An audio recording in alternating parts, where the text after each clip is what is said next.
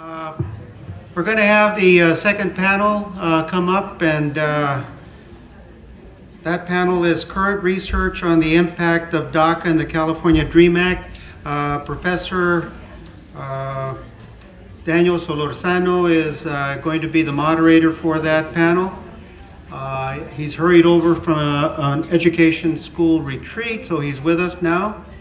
And he is not only a professor in the Graduate School of Education and Information Studies, but also director of the All-Campus Consortium on Research and Diversity, UC Accord. So if panel number 2 presenters can come up.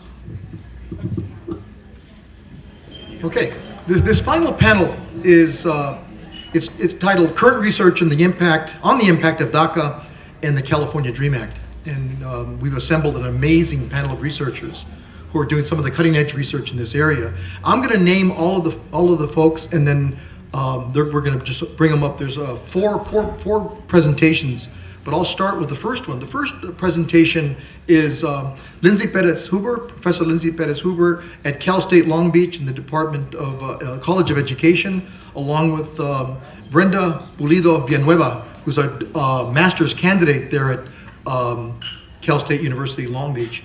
And the title of their presentation is Still Dreaming, Latina Testimonials on the Implications of DACA and the California DREAM Act. The second panel is made up of two of my colleagues in the Graduate School of Education and Information Studies, Professor Carola Suárez-Orozco and Robert Teranishi. They're both professors in our Department of Education, and they're also co-directors of the Institute for Immigration, Globalization, and Education here at UCLA. And the title of their presentation is Undocu Scholars, the Student Experience in Higher Education in California. The third presentation is Nancy Guarneros. Nancy is a PhD candidate at the Claremont Graduate University in the School of Education, the Graduate School of Education. And the title of her presentation is Demographic Characteristics of DACA Recipients in Los Angeles. And then finally, our colleague in the Chicana and Chicano Studies Department here at UCLA, Dr. Lacey Rabrego. Her title of her presentation is I can reevaluate my goals, how students and non-students experience DACA. So I'm going to turn it over to Professor Perez-Huber and Villanueva. Thank you, Danny. Thank you.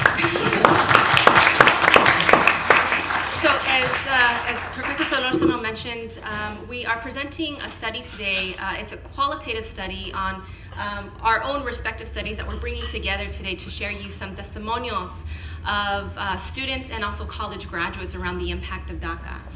But before I get, I need to connect this. Before I get into our presentation for today in terms of our findings, I just wanted to give a little bit of context about how we came to this conference today. And that context really begins with our 2007 first annual Latino Education Summit that took place in March of 2006. And so we were at this conference and we were focusing on, as Carlos mentioned earlier, the critical conditions in the Latino educational pipeline and how to improve the Latino educational pipeline for our students. And so what happened this particular day at the conference, is rumors began swirling that there were students throughout the LA area in local high schools walking out of their schools. And by the end of the day, we had found out that it was not only students in the Los Angeles area, but it was students throughout the country walking out in protest of HR 4437 that was introduced by Sensenbrenner and recently passed in the House of Representatives, which was a very racist nativist bill, right, that further criminalized undocumented immigrants. And so by the end of the conference, we had found out and we had heard that there was going to be a demonstration taking place the following day right here in downtown. And so it was in downtown the following day on March 26th where there was an estimated 500,000 people coming out to the streets of Los Angeles. Some of you in this room have probably attended that historic march of folks showing up in protest of HR 4437, but also in support of immigrant rights.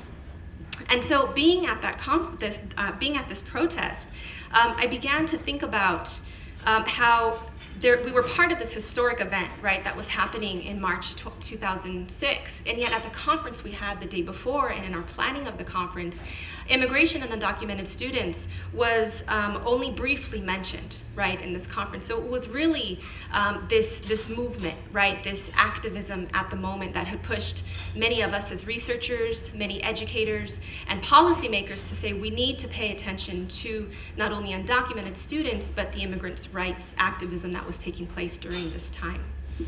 And so this led us to our next conference that took place in 2009, Struggling for Opportunity, Undocumented AB 540 students in the Latino educational pipeline, to really focus on what were the critical issues important for undocumented students. And so this leads us to re-examining the educational pipeline in the conference we are here to do today, to look at what does the educational pipeline look like today for Latino students in California.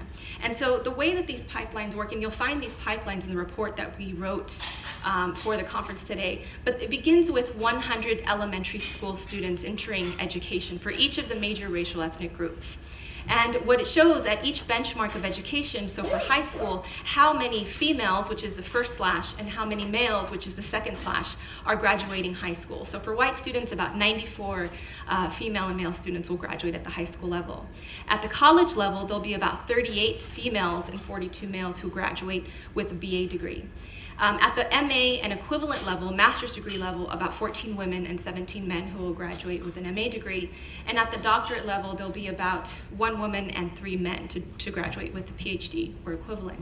Now we can see, if we look at the other racial ethnic groups in comparison and look at their pipelines, we see that Asian American students attain educational attainment similarly and particularly better than white students in higher education, but that's with a caveat. So we have to look at Asian American educational attainment data disaggregated by ethnic subgroups, right? So we know that specifically Southeast Asian groups attain at much lower levels than other groups of their Asian American counterparts. Now, if we look at African Americans and Native Americans, they also graduate a little bit lower than white students and Asian students in high schools, but when we look at the higher education degree attainment, we can see that the disparities begin to widen, right, at the higher education level. Now, if we look at Latinos, and out of every 100 Latino students, we see that about 59 women and 57 men will graduate at the high school level. About 11 women and 9 men will graduate with a college degree. 3 women and 2 men will graduate with a master's level or equivalent. And less than half of males and females, Latinas and Latinos, will graduate at the doctorate level. And so here we see the drastic, right, educational attainment disparities for the Latino group that was very similar to what we saw when we published these first pipelines in 2009. And so what we're doing today is we're looking at this data by immigration status, by citizenship status. And so if we look at within the Latino educational pipeline, we can see how gender and citizenship matter. So for US-born Latinos, if we have 100 students entering the pipeline, there'll be about 83 and 80 high school graduates out of that 100 students. If we look at bachelor's degrees, it's about 18 females and 14 males. Master's degrees, 6 females and 4 females, and less than half, right, of US-born students making it to the doctorate. Now, if we look at those who are naturalized, who have a legalized immigration status, we see immigration status beginning to matter, right, in the educational attainment pipeline. So out of those 100 students, if you are naturalized, we see about half of students graduating at the high school level. We see about 10 students being able to follow and attain a college degree, about 3 students that are able to attain a master's degree or equivalent, and less than half attaining at the doctorate level. Now, if we look at Latino non-citizens, right, those with no legalized status, out of those 100 students, we see about 34 graduating at the high school level, about 4 females and 3 men graduating with a college degree, and 1 female and less than 1 male graduating with a master's degree or equivalent.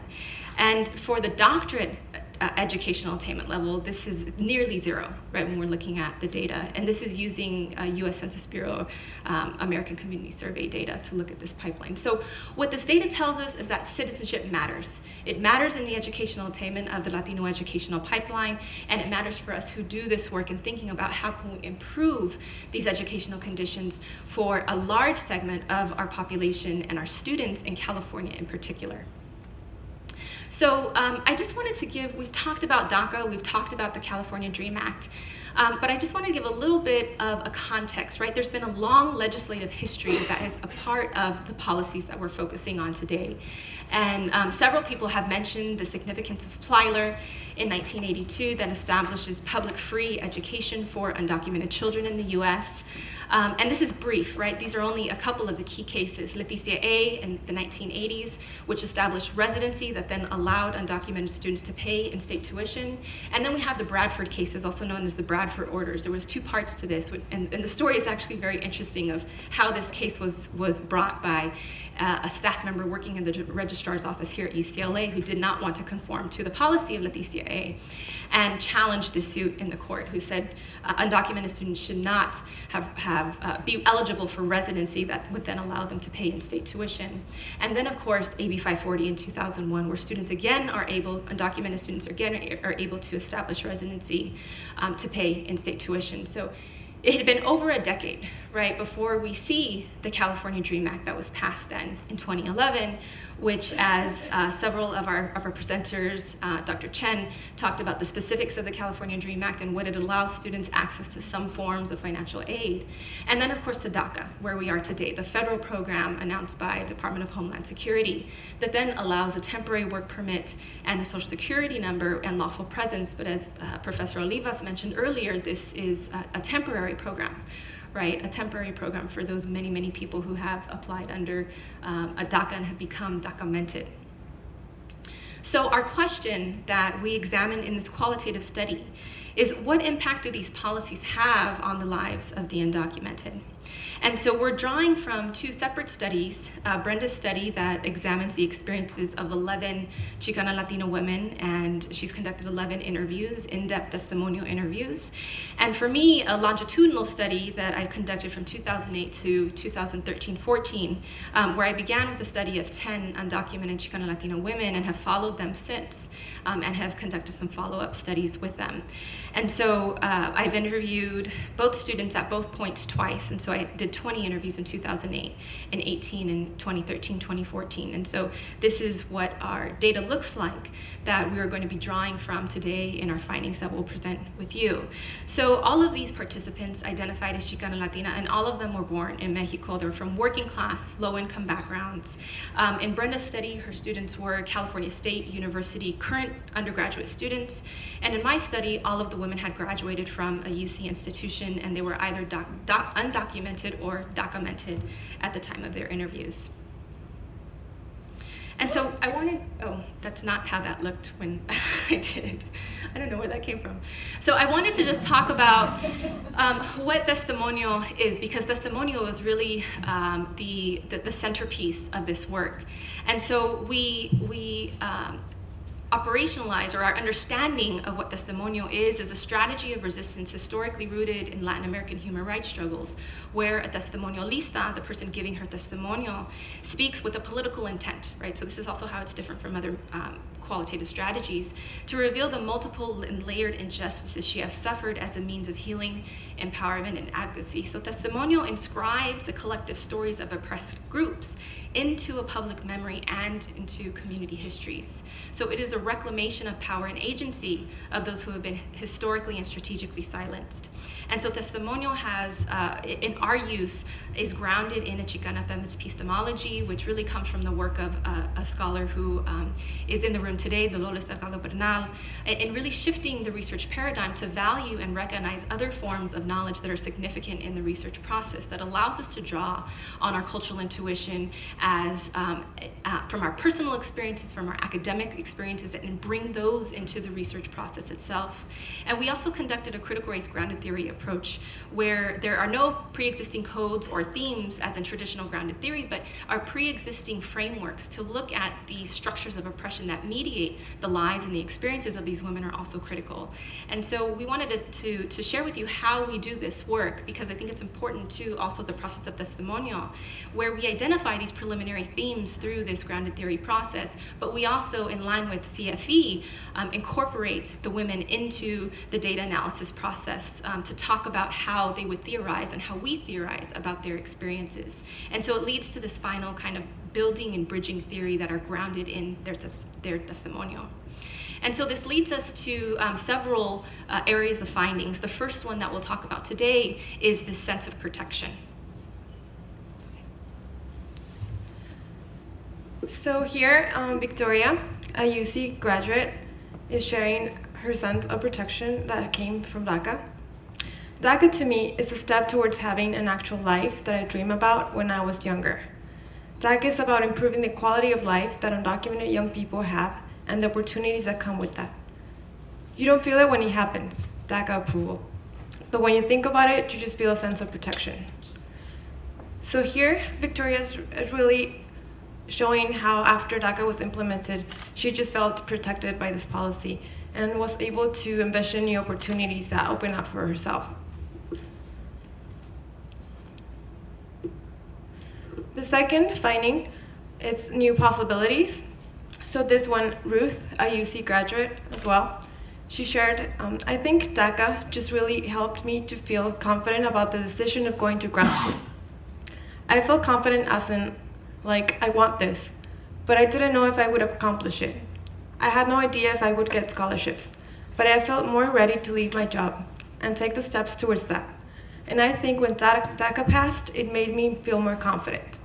Like I can actually go through school without having to take any leave of absence for not being able to pay tuition. So here we can clearly see how Ruth is envisioning these new possibilities of actually attaining her goals that she had before DACA. Now with DACA, she saw it as attainable because she could not now afford to pursue those dreams. However, even though DACA has provided some economic and legal relief to undocumented or documented students, there are still some continuing challenges that these students face. And in this case, Claudia, a CSU undergraduate, shares, I wish that an immigration reform for everyone else was passed. It is a big problem that young people are getting deferred action, and we feel safe to some degree. But our parents, they don't have anything. My dad is worried every day because he might get fired or deported. He's the only one that we depend on to pay the rent. My mom works as a housekeeper, but she doesn't make enough to support myself, my dad, and my grandparents. So my parents are scared. It's a constant state of stress. So although I'm thankful for deferred action, it has not alleviated the stress that I and my whole family are still under. So as Claudia shows us, the well-being of undocumented students is closely connected to that of the well-being of their families. And this, even though they have DACA, in order for them to fully realize the opportunities that come with this policy, their parents or their communities need to be benefited with legalization as well. Another finding of continuing challenges is the lack of access to healthcare that undocumented or undocumented communities have. Alicia, a UC graduate who is currently a social worker, shares, even if new immigration reform were to pass, this population of dreamers and their families would not benefit from healthcare reform because of their legal status. If they're undocumented, they're not going to be getting any benefits. Research really needs to address how to make healthcare accessible to undocumented immigrants.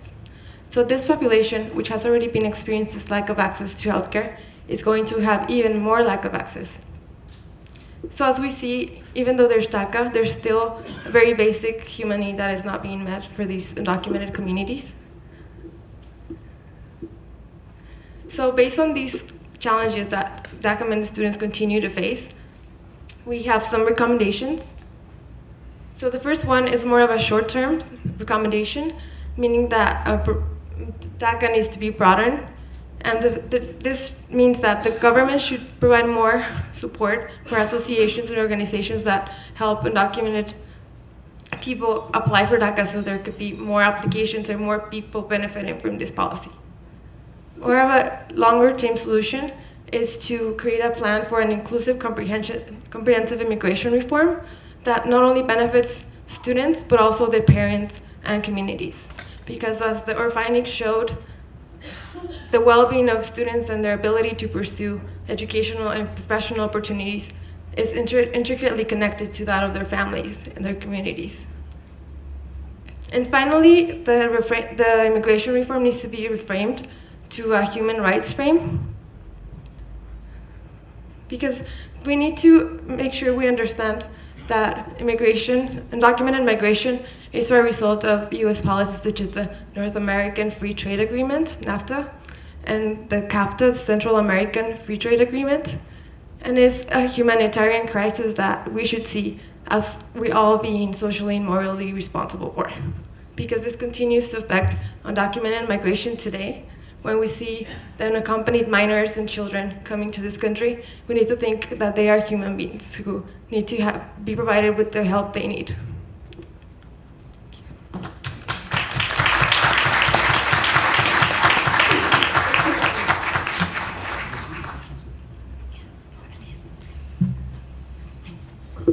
Okay, our next paper is, as I mentioned earlier, Professor Carola Suárez-Orozco and Professor Robert Ternici from UCLA Graduate School of Education Information Studies. Good afternoon. You guys ready for a nap? You guys awake? Ready to go? So I'm really pleased to be here. And I also want to welcome folks to UCLA who are from outside the area, outside the institution. It's always great to have folks visiting with us and engaging in important issues like this.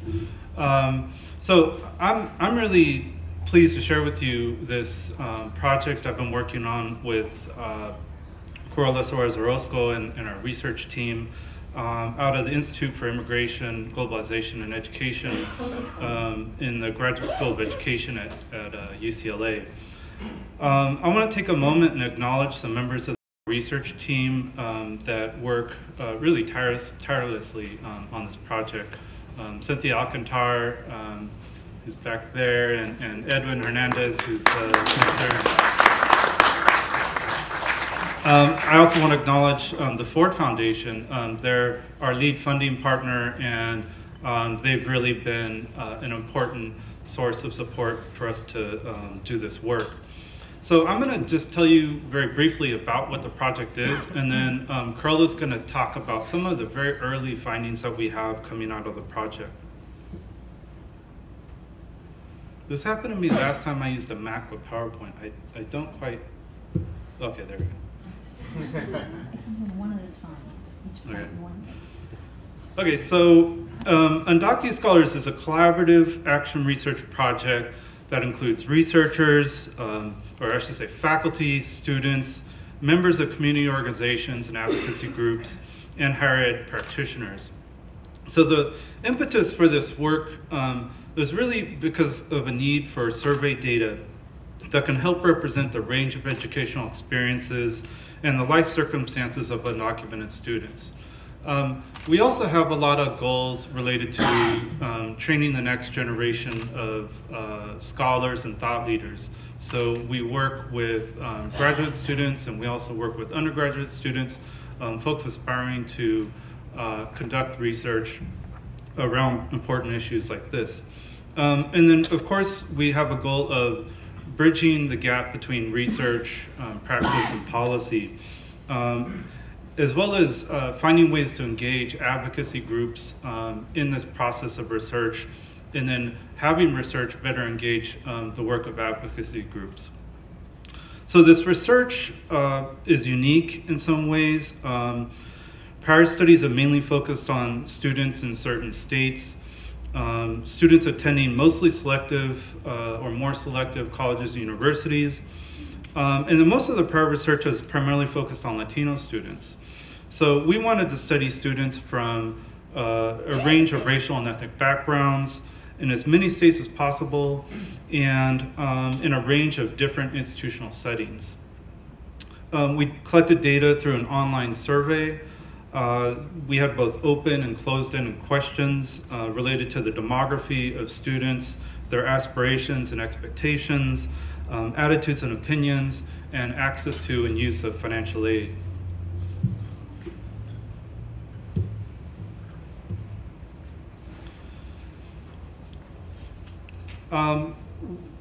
We're engaging the community in this work in an attempt to expand knowledge about the range of undocumented undergraduate student experiences. We want to identify unique needs and challenges and study the population in a range of different regional and state settings, different institutional settings, and also students who come from different backgrounds. We're going to use what we learned to challenge false assumptions and damaging misperceptions. And we want to use the findings to directly inform the work of practitioners and policymakers.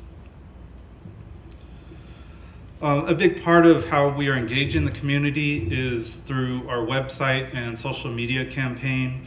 I always kind of cringe when I talk about this because I'm like one of the most tech phobic folks out there. But you know, we have a great team. This kind of speaks to the role of teamwork and engaging folks with these kinds of skills and insight and knowledge about how to really make the best use of technology. So the website is how folks get access to the survey. This is where folks gain access to resources. We're going to be launching our findings through the website. We have a lot of great videos that we worked with a number of folks in the community to put together. So you guys should check it out on docuscholars.org, is that correct? See, I don't even know things like URLs. Okay, so let me see here.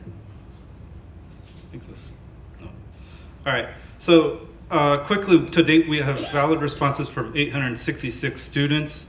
The data reveal the extent to which undocumented scholars are a remarkably diverse student population. Undocumented students are Black, White, Latino, Asian American, Pacific Islanders. They're representing nearly every major racial group in the US. The respondents to our survey came from 67 different countries of origin and have a range of different immigration histories. So if you consider their age of arrival, for example, 43% arrived before they were 5 years old, 47% arrived between the ages of 5 and 12, and 25% arrived after they were 12 years old. 60% of the students indicated living in a mixed status household. We know from our prior research that this in itself presents some unique challenges, and Professor Olivas kind of spoke to this during his remarks. Respondents reported a range of different socioeconomic backgrounds. So while 54% of our respondents had an annual household income of below $30,000, 28% had an annual household income of $30,000 to $50,000, and 18% had an annual household income of above $50,000. It was very purposeful for us, as I mentioned, for us to target students in different institutional settings. And we're very pleased we were able to get responses from students attending pretty much every type of post-secondary institution in the US. 2-year and 4-year institutions, public institutions, but also private institutions. So we had private not-for-profit institutions as well as private for-profit institutions. And then institutions that range by selectivity, everything from highly selective universities, moderately selective institutions, and non-selective open admissions institutions.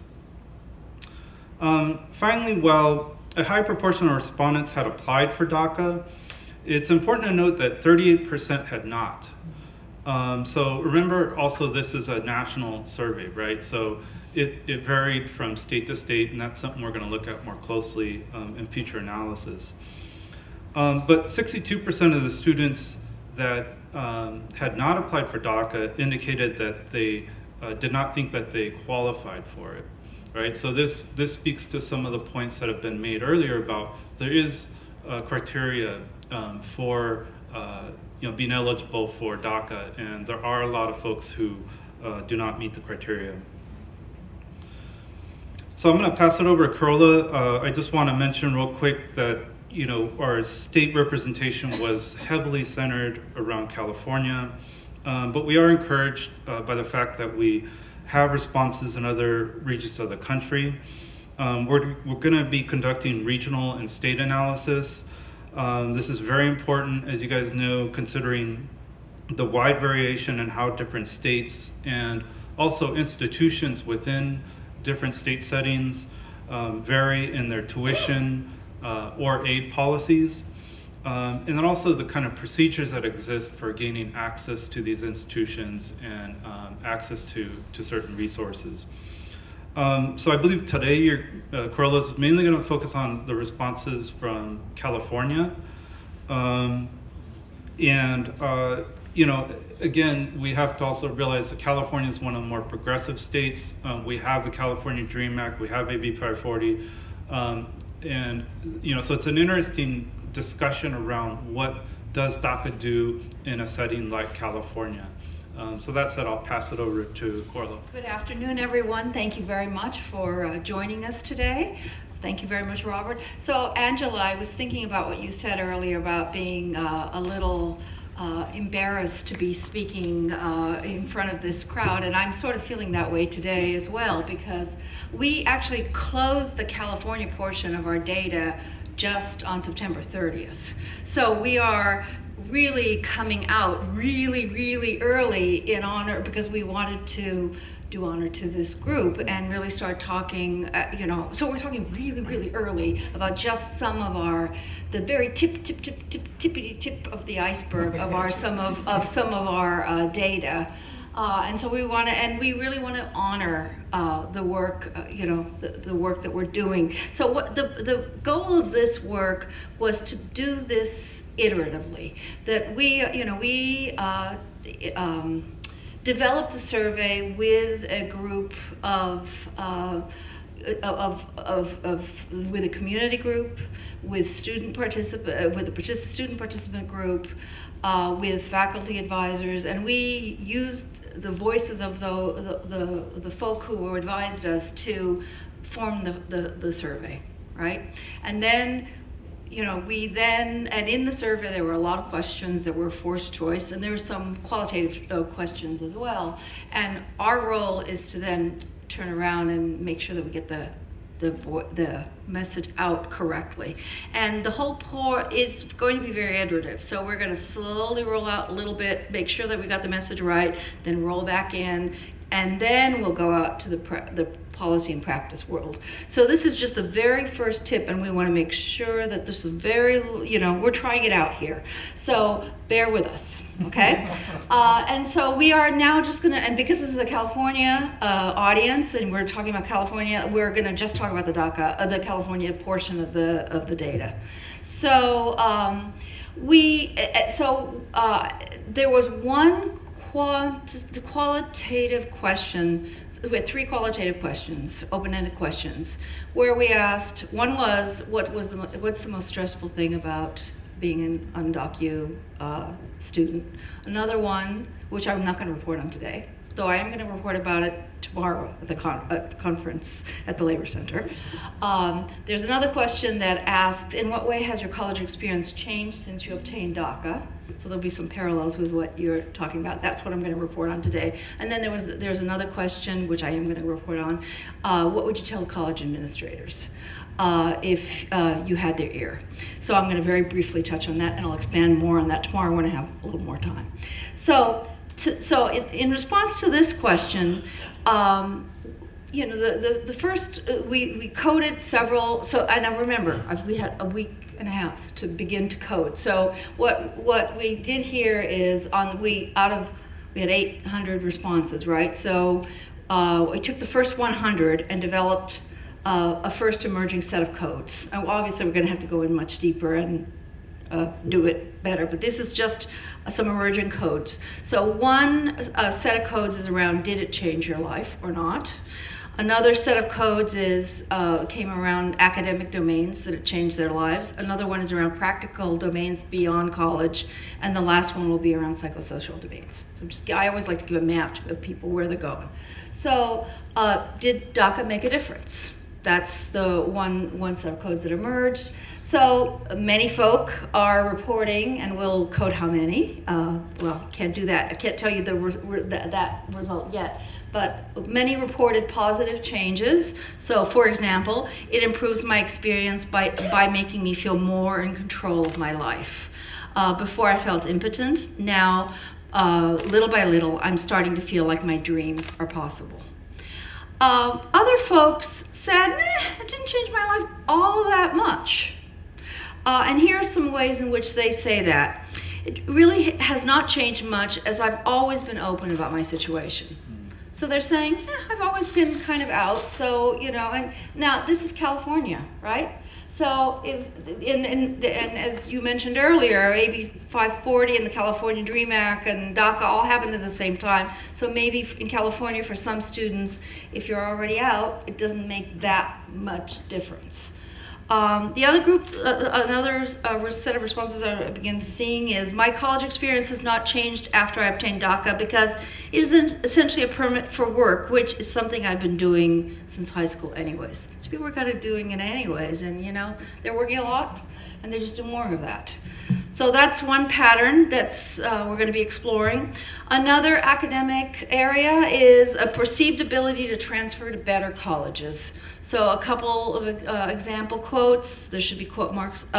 This is how I define the code: the ability to transfer from community college to a four-year institution, or an ability to go to a higher ranked college. So DACA is the reason I was able to transfer to a four-year institution. Another sample quote: my acceptance to Berkeley is no longer an impossibility. Then another code that emerged around this area, or another theme, is the ability to participate in college life. So being a DACA recipient allows me to immerse myself in campus life, most notably in the pursuit of internships, on-campus jobs, and other paid opportunities, key and essential to my professional development. I'm now aware that I have opportunities to study abroad. Studying abroad is something that came up a lot, by the way. I saw that. I almost had that as a separate code by itself, which is something I've wanted to do since I began college tours in high school. I always thought it was something I couldn't do because of my status, but now with DACA, I'm applying to be able to do it. All right, then, not surprisingly, an improvement in financial well-being. This came up over and over again. I get help with financial aid to pay my tuition. It has been a financial relief to pay the difference instead of paying the full tuition. The financial load is much lighter because I'm able to get a job. I have simple privileges like opening a debit bank account with my California ID. Another practical level, the ability to work. I can work legally now. It makes me feel safer now. Capitalize that now I can publicly tell people that I'm working legally and now not under the table.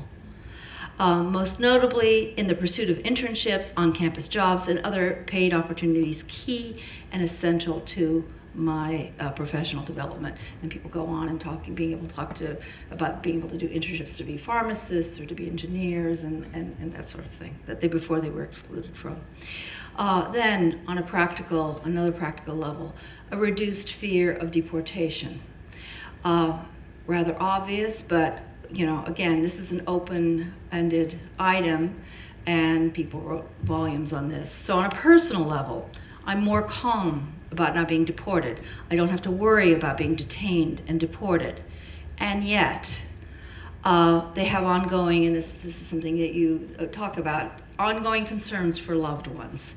And here we have, this is the nice thing about having survey data along with it. We have a question that says that we borrowed from Roberto Gonzalez. We ask, do you know anyone who's been deported? 54% knew someone who had been deported. 29% worried most of the time. and another 32% worried some of the time that a family member or a friend would be deported. So this is an ongoing concern in people's lives. Sample quote, "I'm afraid for my parents and brother who does not have his DACA yet. The fear of deportation never goes away entirely until you know your whole family is protected." Then another practical level, mobility. So driving before DACA always made me nervous. I commute and work. I take the bus to school, so it takes up a lot of my time that I can be using to study, to do homework, etc. Having the permit has allowed me to fly out of the country that I would not have been able to do before. It has given me so much mobility and freedom. Now, on the psychosocial level, Angela, you talked about this, and this is something that we've been hearing for years. My future looks a bit brighter. I struggled with depression before, and it wasn't until the California DREAM Act passed that my college experience became more positive. I do not feel as worried about my immigration, spelled creatively, sorry about that, immigration status as I did before. Therefore, I am less prone of feeling anxious and depressed, something I experienced greatly before DACA. Before DACA, it felt like I was carrying a black cloud of rain over my head, full of fear and insecurities. Another theme that emerged was around the belongingness. I feel accepted now that I have a work permit. It opened up my world to new opportunities, but more importantly, it has restored my sense of belonging to this country and a desire to better myself. I feel I belong in America because I have a legal status. It makes me feel more American.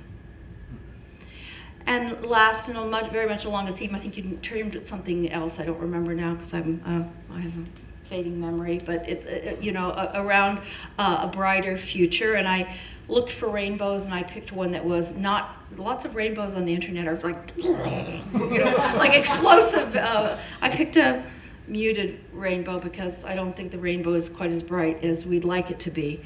But a somewhat brighter future. It has allowed me to believe in my dreams, especially in finding my identity and reaching my ultimate goal of becoming a nurse. Fill in the blank, people had different kinds of dreams. My future looks a little brighter. I struggled with depression before, and it wasn't until the California DREAM Act passed that my college experience became more positive. So I want to, in my 4 minutes remaining, because I don't want to go on and on. Have I gone on and on? Because I can close here. Am I overtime? Am I okay for time? Nobody's keeping time? Okay, I will talk 3 more minutes. So we had another question that, open-ended question that asked, if you could talk to college administrators, what would you recommend? And I thought that was going to be the dullest question. I sort of we threw it in at the last minute thinking, maybe, that was our last question in the interview. And we thought, well, who knows? And we're working on this policy report now, and I thought, well, okay, we'll look at this, and maybe there'll be something from it. Well, gosh darn, in the airplane ride back from, Cambridge this weekend, I was took 5 hours of things really percolated. So I'm gonna just give you the 10 recommendations that came up in a nutshell. If I had more time, I'd give you the quotes tomorrow. I'll give sample quotes that really solidify it. But here are the 10 recommendations out of the mouth, channeled straight out of the mouth of our wonderful participants. Listen and learn. Listen and learn, folk. Spend, not you all, I'm preaching to the converted here, but, administrators on campuses, listen and learn, spend time listening to and learning about undocumented scholars and their needs. Train staff and faculty about undocumented scholars and how to serve them in an informed and respectful manner. Endorse. Acknowledge undocumented scholars as part of the campus community. Come out and make a public statement endorsing. Now, that's not such an issue at UCLA, but it is on a lot of other campuses. Be equitable. Treat undocumented scholars like other students. Be empathetic. Be responsive, warm, respectful, approachable, open when undocumented scholars come talk to you. Demonstrate discretion. This was a really important theme. Respect and guard undocumented scholars' privacy. Don't put them on the spot. Don't out them, don't out us when we come to you and talk to us about something. Just be really discreet. Create and facilitate safe zones. Places like ideas are essential on campuses. Places where undocumented scholars can discuss, interact regarding their status. Provide financial supports. Provide useful and accurate information. Obviously difficult, when it's a moving target all the time, but this is something that they were calling for, and then providing counseling supports, providing mental health supports.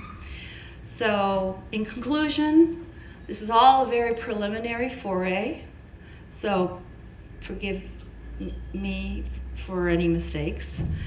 I just, in the Q&A, I'll ask if you can talk to us about, is it resonating? Is there dissonance? And there's much more in the iterative analysis to come, and we will, before we go public, make sure that we get the message right. I want to say we're very grateful to our team. Thank you very much. My name is Nancy Guarneros. I'm currently a student at Claremont Graduate University.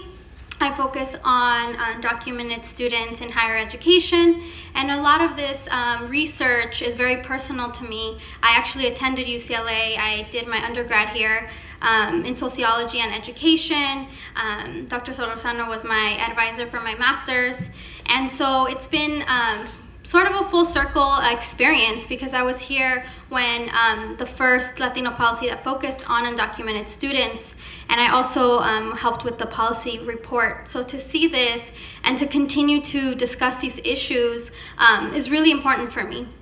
I also am currently teaching here. I'm teaching the immigration, labor rights, immigrant rights, and higher education out of our labor and workplace minor, which I know Seth mentioned 2 of the publications, and now we're currently working on a 3rd publication that focuses on the impact of deportation. So as we've seen, a lot of students, these are student-led publications, are focusing on the issues that matter to them. And deportation continues to be something that is highly important for them, but also very important for their families. So why I'm here. So now that you know a little bit about me, I'm here because the report referenced a data set through CHIRLA, the Coalition of Humane Immigrant Rights of Los Angeles.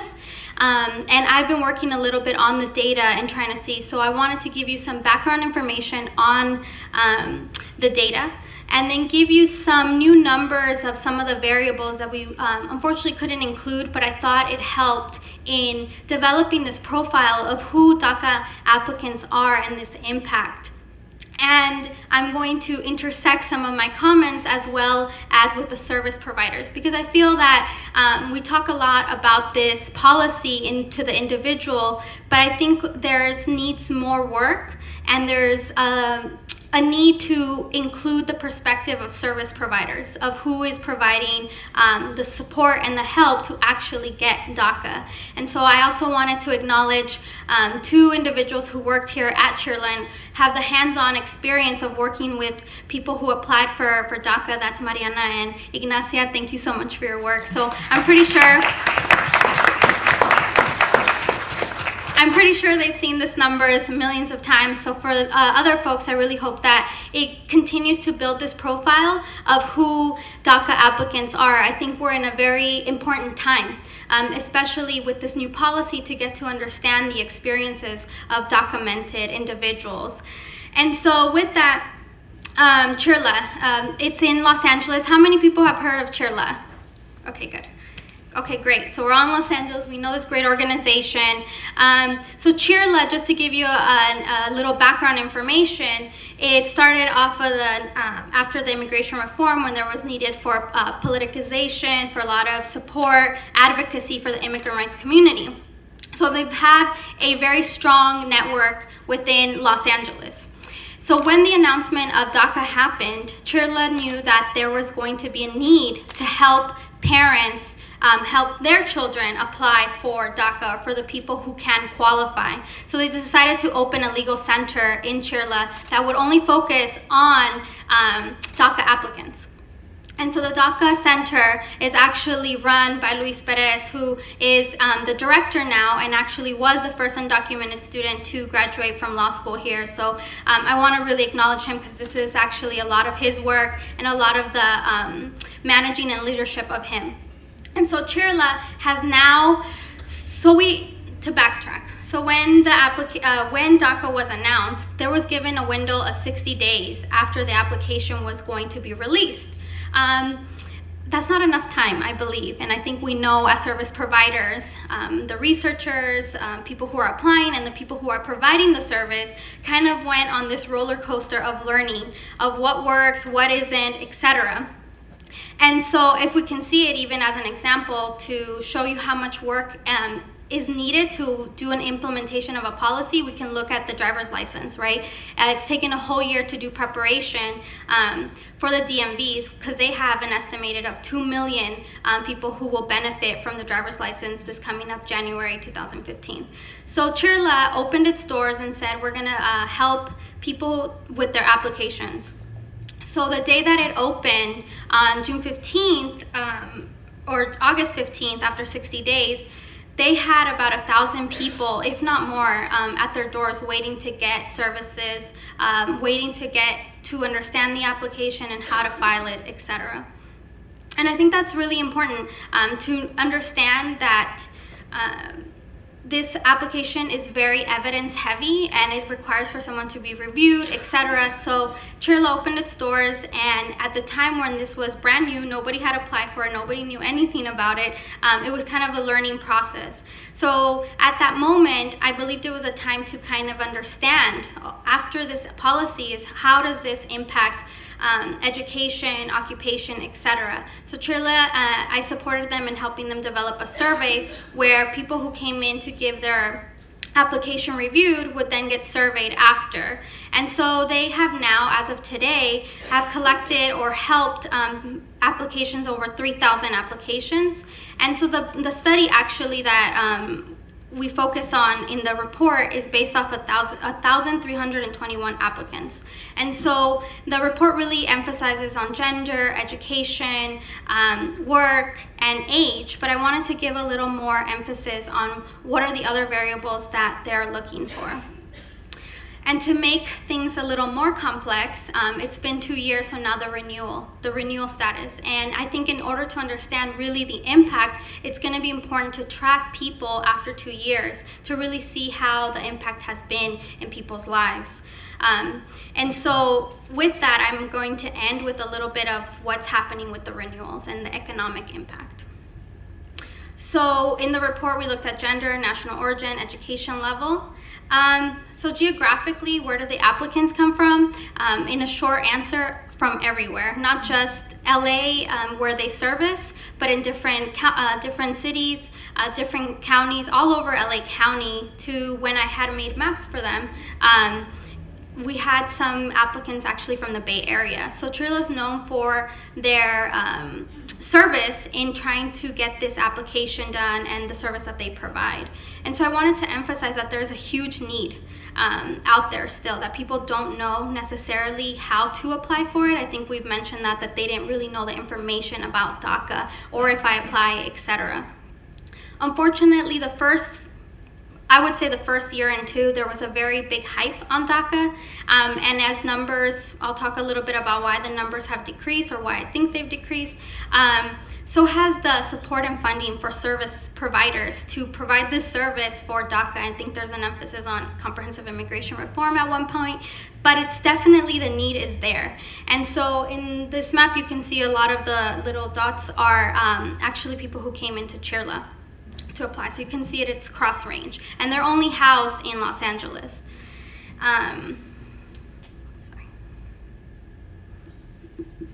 So what do we know a little bit more about this? One of the questions that they wanted to ask was, are you fluent in? And this kind of seems a little bit repetitive of, well, of course it would be English and Spanish, but the reason why they was asked is because of the requirements that was happening in comprehensive immigration reform. I don't know if people were following it, but one of them was to actually prove proficiency in the language. And so one of them was asked is, if they're fluent, then 2% said English only, 1% said Spanish only, and 95% said English and Spanish. And so I think that's a little bit telling of what's going on with the generation, especially in the report we mentioned how young the applicants are at CHIRLA, and that even though the requirement's until 30, there aren't that many applicants coming in at that older age group. And the other thing that I wanted to mention is the education. I know Professor Robert Teranishi and Carola Suárez-Orozco really focus on education, and I think that's a really insightful way to see in depth what's going on with people who have DACA in education. But at the CHIRLA, the applicants at CHIRLA, actually the majority were not in school.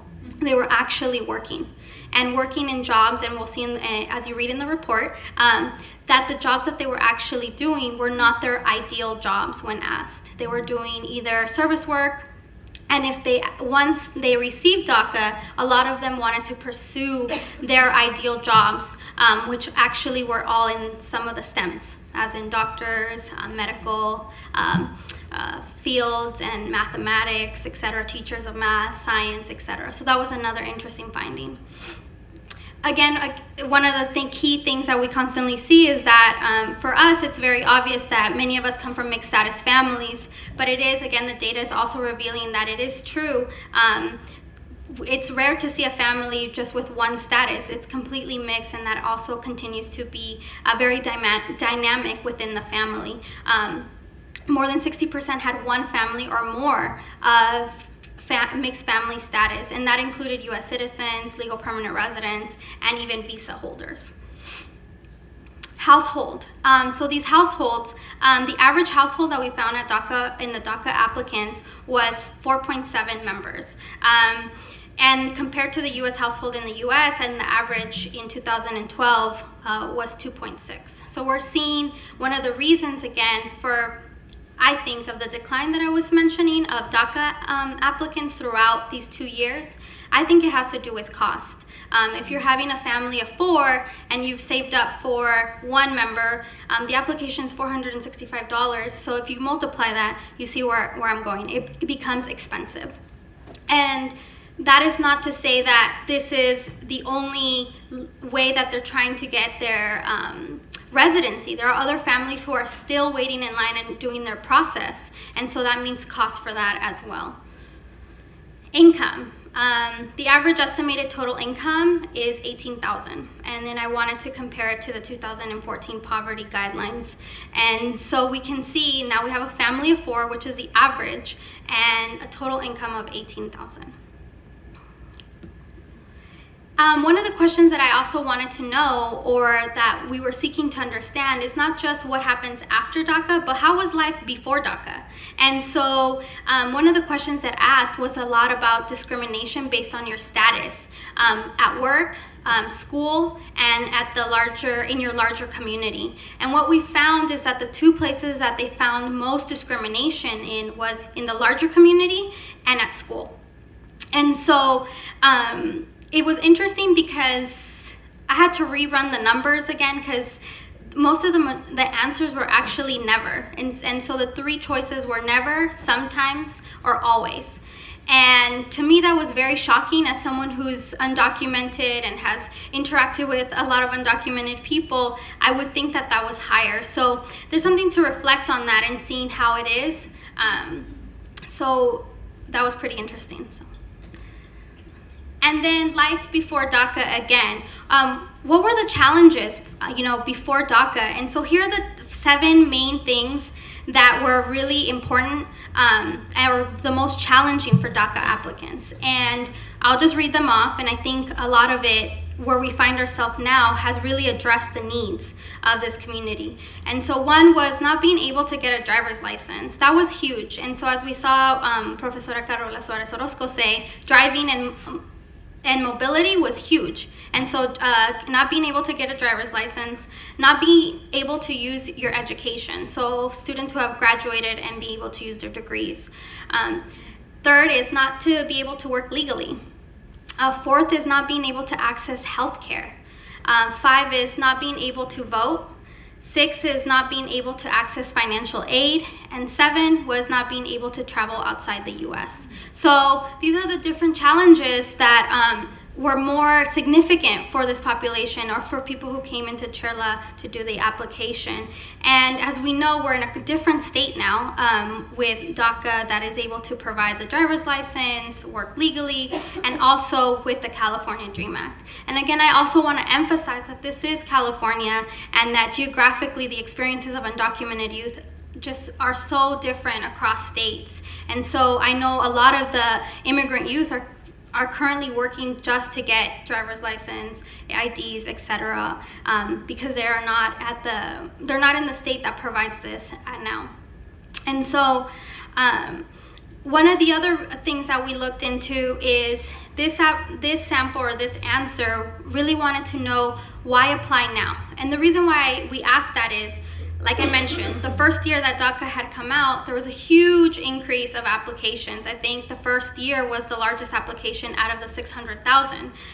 But as the numbers kind of decreased, we wanted to know why. Why did you wait until now? And so we knew that the top reasons of why people decided to apply later as opposed to sooner was not enough evidence. Again, I mentioned the application's very evidence heavy. 2, did not have the money. Again, it's an expensive application that has to be renewed every 2 years. 3, scared. 4, waiting for the DREAM Act. 5, I did not know if I qualified. 6, not old enough. And 7, waiting for CIR. And so for the perspective of the service providers, it was interesting because it wasn't necessarily just about money, but they felt that people who thought they qualified were making, or who thought they didn't qualify, were making that decision themselves without actually going somewhere to get their evidence reviewed. And the people who review the evidence to make sure that the application is strong, etc., are like magic makers, because they can really look at the evidence and look at how can you frame it in this way, or this doesn't or doesn't count. So I saw a lot of service providers seeing that as an issue, that they needed people to come in to make that decision together, and not just the individual make it on their own and say I don't qualify without actually seeing any of the service providers. Unfortunately, a lot of the service providers have lost a lot of funding to do DACA applications. There were currently about 7 or 8 in the LA area. There aren't as many anymore, but the need is still there. So that's important to note in recommendations, that students are still needing the financial help for the application itself, and then also trying to avoid all the scams and negative people who take advantage of this population. Right when it passed, we saw a lot of immigration, private places, different companies trying to say, I will review your application for, the highest I saw it was $5,000. And so that is crazy. So trying to work through all those issues was also something that the organization wanted to go through. And then finally, I wanted to mention,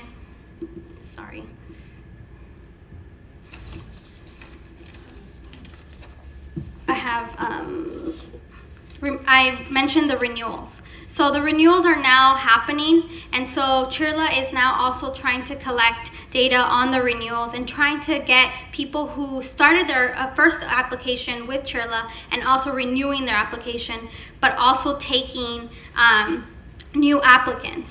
And this is super complicated, and when it comes to tracking information, I know Angela mentioned a lot of the issues that we have about tracking individuals and how does this impact and who they are, etc. But I did want to mention some of the things that CHIRLA is focusing on when it comes to the renewals, and once we gather more information is the economic impact that it has to do. And the main thing that DACA does or provides is your work authorization. So that's huge, as we all know it. I think we all can agree that that's a life-changing benefit that you can now do. From someone who about a year ago also was able to work for the very first time with a social, it's the craziest experience. I didn't know anything about anything when I filled out the paperwork, and for the first time in my life I was just a little taken aback. I felt like I was becoming an adult. You know, I'd call my mom and she's like, this is what you wanted, this is the real world, you know. And I remember when I even signed I hope I signed everything correctly, because when I signed the paperwork, they asked me a lot about taxes, etc., things that I had never even considered, or did I know. So I actually told the lady if I could take it home and review it and learn a little bit more about what I was signing. So it's definitely a life-changing experience to be able to write down a social security number. I don't know how to emphasize it or describe it for you. It makes me teary-eyed just to even think about it, because for so many years it was getting paid through a scholarship from your friend's cousin, you know, all these loopholes and creative ways that we did, but to be able to work has really changed a lot of us. And so one of the things that I wanted to mention is the majority, like I said, had said they weren't in their ideal jobs. Now more are pursuing their ideal jobs. But one of the biggest numbers that I wanted to share with you, and I'll end with this because I think I've gone over time, is that when the people who were working to the people who now have DACA and now are working with their DACA, their increase in income was $7,444. So huge for an immigrant family, so for one person. So that's great mobility, economic mobility within this population. And I thought, hey, if we could do the average of this, let's say this is the average for every single person who has DACA, I multiplied it to the total numbers of applicants who have received a yes from DACA, and the total new wealth in those 2 years has been $4.2 billion.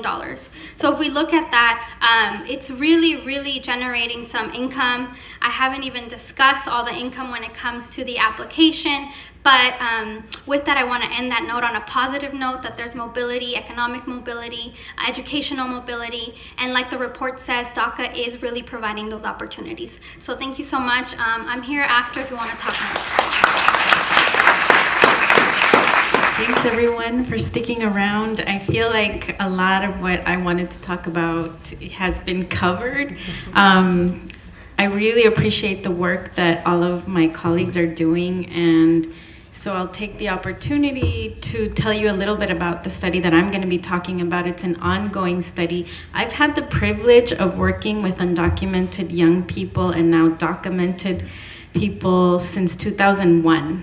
And I've, as someone who has the privilege of U.S. citizenship, of naturalization, I've tried to support in ways that seemed most helpful to the folks that I've been working with. And so around 2010, when everything was going on with the DREAM Act and it didn't pass, and the kinds of divisions that were happening in the community, what I was hearing most frequently from the people that I know was the pain that they felt in being accused of dividing, especially the kind of parent immigrant generation versus the student, the dreamers. And it was really difficult to watch because they were being portrayed in very negative ways. And I think some of those discourses continue subtly, right? And so this study is something that I developed to try to understand what happens when you have something like DACA, not just for the individual, but for their families as well, right? I think it's also important, since I have the chance to be up here, to commend the students and the non-students and everyone who's been working on changing policies. People have different thoughts on what works and what doesn't, but part of what I'm interested in looking at is besides the changes in policies, what does political mobilization do for people? And we can't erase the tremendous amount of empowerment that then has these repercussions beyond, whether this policy passed or not, whether this one person was deported or not, whether, all of these other things, right? So I want to highlight that a little bit in my talk. So let me tell you that this study is ongoing. So far, I have about 100 interviews that I've done with two other research assistants, one of whom has DACA, is an undergraduate student. And the approach was to find someone who has DACA and then ask them if we could also interview two of their relatives. So sometimes this was parents, sometimes siblings, sometimes they were US citizens, sometimes they also had DACA, sometimes they were undocumented, sometimes they had temporary protected status, all these different statuses. So basically it's a project on mixed status families. And we focused on the greater LA area, lots of folks in Orange County, lots of folks in LA County, a few folks from San Bernardino County, and the way that things have played out so far, most of the families are Mexican, but there are also some Guatemalan and Salvadoran families included. And then I did have a chance to talk to one non-Latino Filipino person. So for today's talk, I want to frame it in terms of what did DACA mean for those recipients, but also for their families, and let you know that, again, I was thinking about organizing this based on people who have been politically active and people who weren't. So there were lots of differences in how they understood DACA, how they actually used it to improve their lives or held back from using it because of the way that they felt in terms of their conscience about it. And so I include people who are in college, who are college educated, as well as people who have not been to college. So in general, like everyone else's findings, it's been a very positive thing for people. Students at the UCs mostly highlighted things like internships that were unpaid turned to paid opportunities. A lot of people talked about feeling like now they have legitimate jobs because they've been working all this time, right? But now they have these other jobs where they're applying skills that they feel are more valuable for their own future. And a lot of people talked about feeling like their dreams now are more realistic, that they're actually reachable. And that was very much in line with what everyone else has said. At the community college, the folks that I had a chance to talk to, many of them felt like giving up under the table anymore. Not everyone had that desire to do that. The people who were parents, for example, they had a job as a nanny, and because they speak English and they've been driving, they're actually making like $16, $17 an hour. And when they tried to apply for jobs at retail places, for example, they realized that by the time they were taxed and by the time they, really figured out how much they'd get weekly, they were making more as domestic workers than if they joined the formal labor market. And so not everyone has benefited in that way. Some people also, even if they don't have children, they're really weighing their options because it may mean that they're going to have to start at the bottom. So for a number of them, they brought up that Costco was the place where they really want to work because they can get health insurance. But Costco won't hire them because even though they're in their mid-20s, they don't have a history of employment. And so they would first have to get a job at Victoria's Secret or some other place that will hire at the bottom and then work their way up to develop a history to then be able to apply at a place like Costco. So, the improvements are not always immediate, and in some cases are really much more long-term. There's people who feel like they weren't going to qualify anyway, even though in terms of age they would have, but the fact that they were affected by their undocumented status so much in the past that they had given up, that they got into trouble, and now wanting to rethink how do they make themselves fit into this category to qualify for DACA, that's really difficult. This is the experience of someone I'm calling Monica. She says, I want to really go back to school. Desaproveché muchas oportunidades allá because of that whole issue of thinking, why should I do it if nothing's gonna come of it? I want to go back to school. Since I had a DUI, I was afraid to apply for DACA. I was like, maybe it's not going to go through, but I should have done it. And so this was an interview with her and her brother, and her brother tells her, you still can, you're 30. And she says, well, I could try. I'm afraid I have a DUI and my credit is fucked. And then, her brother tells her, but your credit doesn't matter. Your credit has nothing to do with it. And my DUI, and she's thinking about all of this. And she says, ultimately, she wants to do it because she wants to make more money for her kids. And the brother says, well, it would be nice for you to have health care too. And she says, I don't care about health care because I'm so used to not having health care that I don't really care, but I guess it would help. I'm being honest. I'm so used to 20, 21 years in this country without freaking insurance, so used to it. Like, I don't care. I know eventually when I get older, I know I will need it. My kids and they're gonna have emergency Medi-Cal, so they're covered. My priorities are them, so they're covered. Just to give you a sense, right, who we're leaving out of this conversation, even when, in terms of the parameters of the age that this should qualify for, Monica here should have been a part of that, right? Beyond that, though, the concrete gains that people have gotten, and this is part of larger conversations that I hear, especially in like legislative circles where people say, well, it's one little thing, who cares, or why are we pushing for this one difference? It's not going to benefit the whole family, it's not going to benefit the entire community. And yet it came up over and over that these small things make a big difference for everyone in that household. Here's an example, right? This is someone I'm calling Nancy. Some places are really picky about their IDs, so that has made a difference even for selling botes. So her and her family recycle as part of how they get enough money to survive month to month, right? I remember they would ask my uncle to come and sell the aluminum stuff because they required state ID. Now we don't need to ask anyone else. And so that small thing has meant so much for Nancy's family, that they don't have to bother someone else to come and help them do this thing that was their strategy for survival. And that's really important. I don't think we should be discounting that.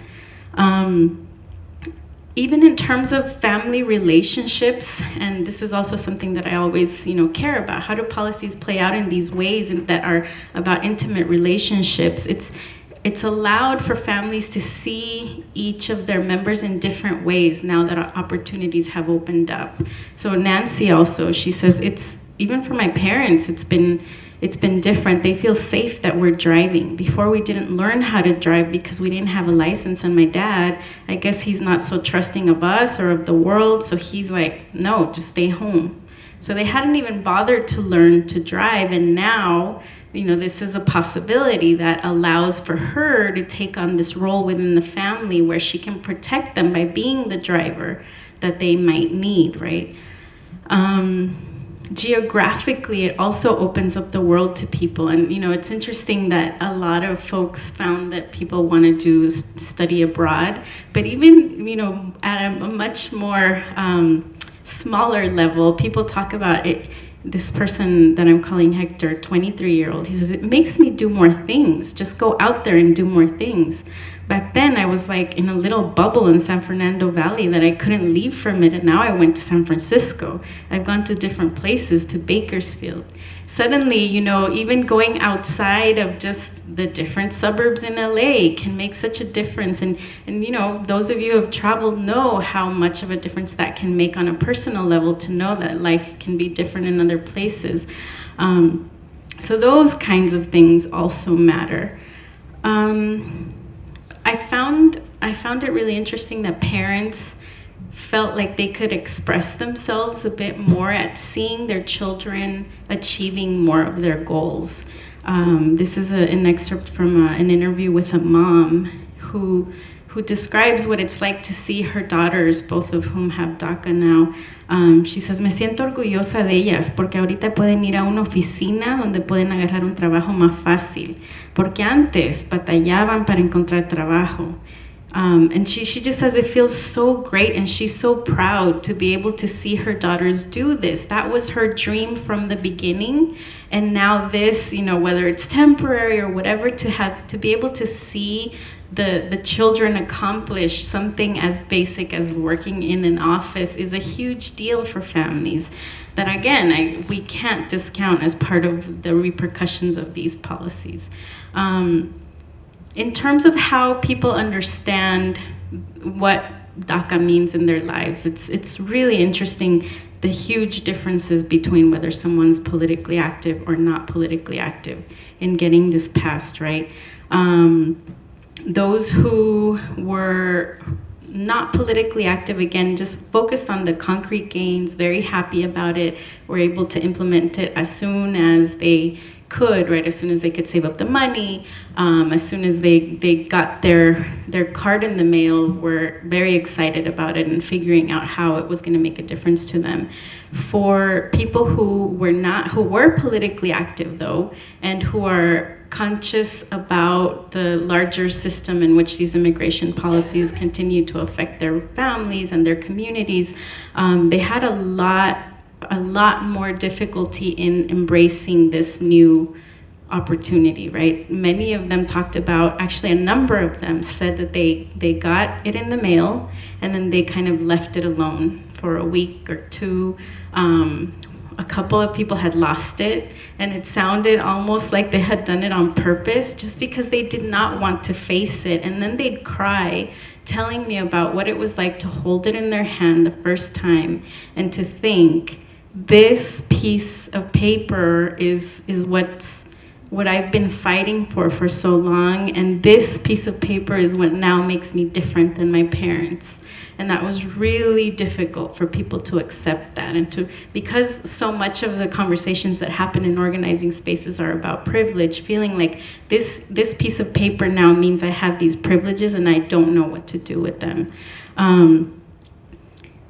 Beyond that, I'm trying to think of what else I want to emphasize. It really has allowed people, the way that it allows people to move around here, it's allowed them to maintain relationships with family members who live in other cities, especially. So people talked about, now the mom still can't travel, but she's saving to buy her kid a ticket to go to Chicago to visit relatives that they haven't seen in a few years. Things like that for families means so much, right? And at the same time, it means being able to be more self-reliant, not asking people to borrow an ID to get something at Home Depot, not having to, those kinds of things. One mother said, even to return things that I purchased at stores, sometimes I have to show ID, and it was such a process just to find someone willing to do me that favor, and now being able to not rely on people outside of their immediate family feels really great. In terms of how they reflect about it internally, I thought some people had really thoughtful things to say about it. So Camilo is someone who was involved politically, and he thinks about what it means to now suddenly have this, right? And it kind of resonates a little bit with what Nancy mentioned, her experience. He says it was difficult to adapt, like being part of the system again. I only knew how to survive by begging and being likable. And it's like, okay, that's not going to be enough anymore. I had to transition to adulthood more. It's like my growth has been postponed since when I was little. When I was a young teen, I couldn't have crushes because I was gay. And then as a young adult, I couldn't be responsible for my own living or my own expenses because I didn't have the means to do it. I mean, all that growth has to be done on the spot, and it's hard. It's really, really hard to catch up on years and years of maturity. So this process that for, a lot of us, we can go through a stage at a time, suddenly DACA forces it all at once, right? And that was really interesting.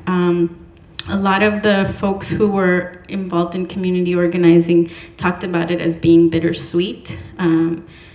I feel the passage of DACA is bittersweet, says Rosa. It's sort of a Band-Aid solution. You have all these folks that can apply, but you have even more people that are left out, and that includes my parents, folks that happen to age out. So on a personal level, because I can get it, that's cool.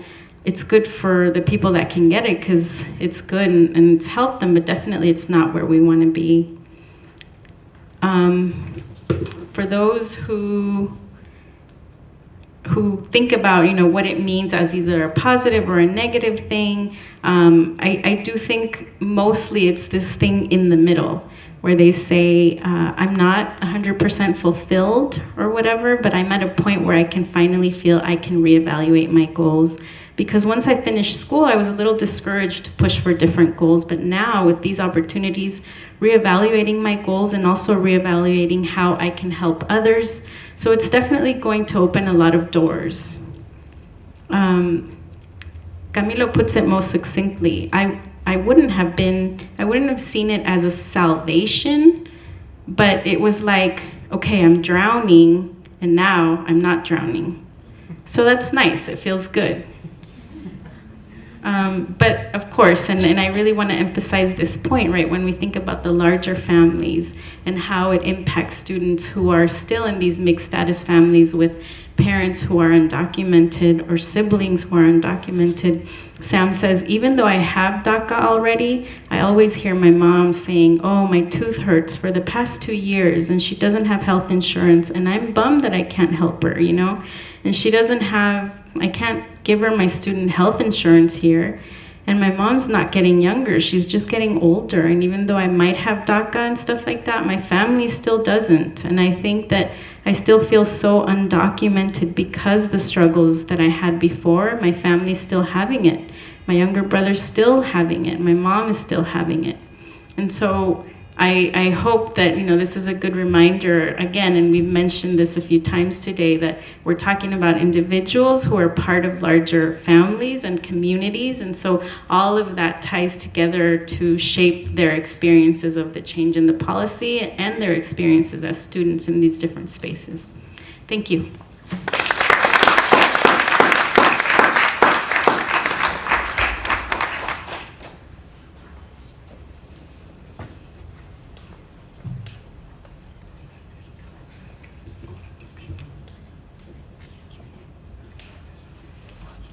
I just want to repeat the title of this panel. It is called Current Research on the Impact of DACA and the California DREAM Act. And what we've experienced is, I think we've experienced 4 papers or 4 studies that are at the cutting edge of research in this area. I'm not sure how you felt, but I just thank you so much for sharing this work with us, because it's an amazing body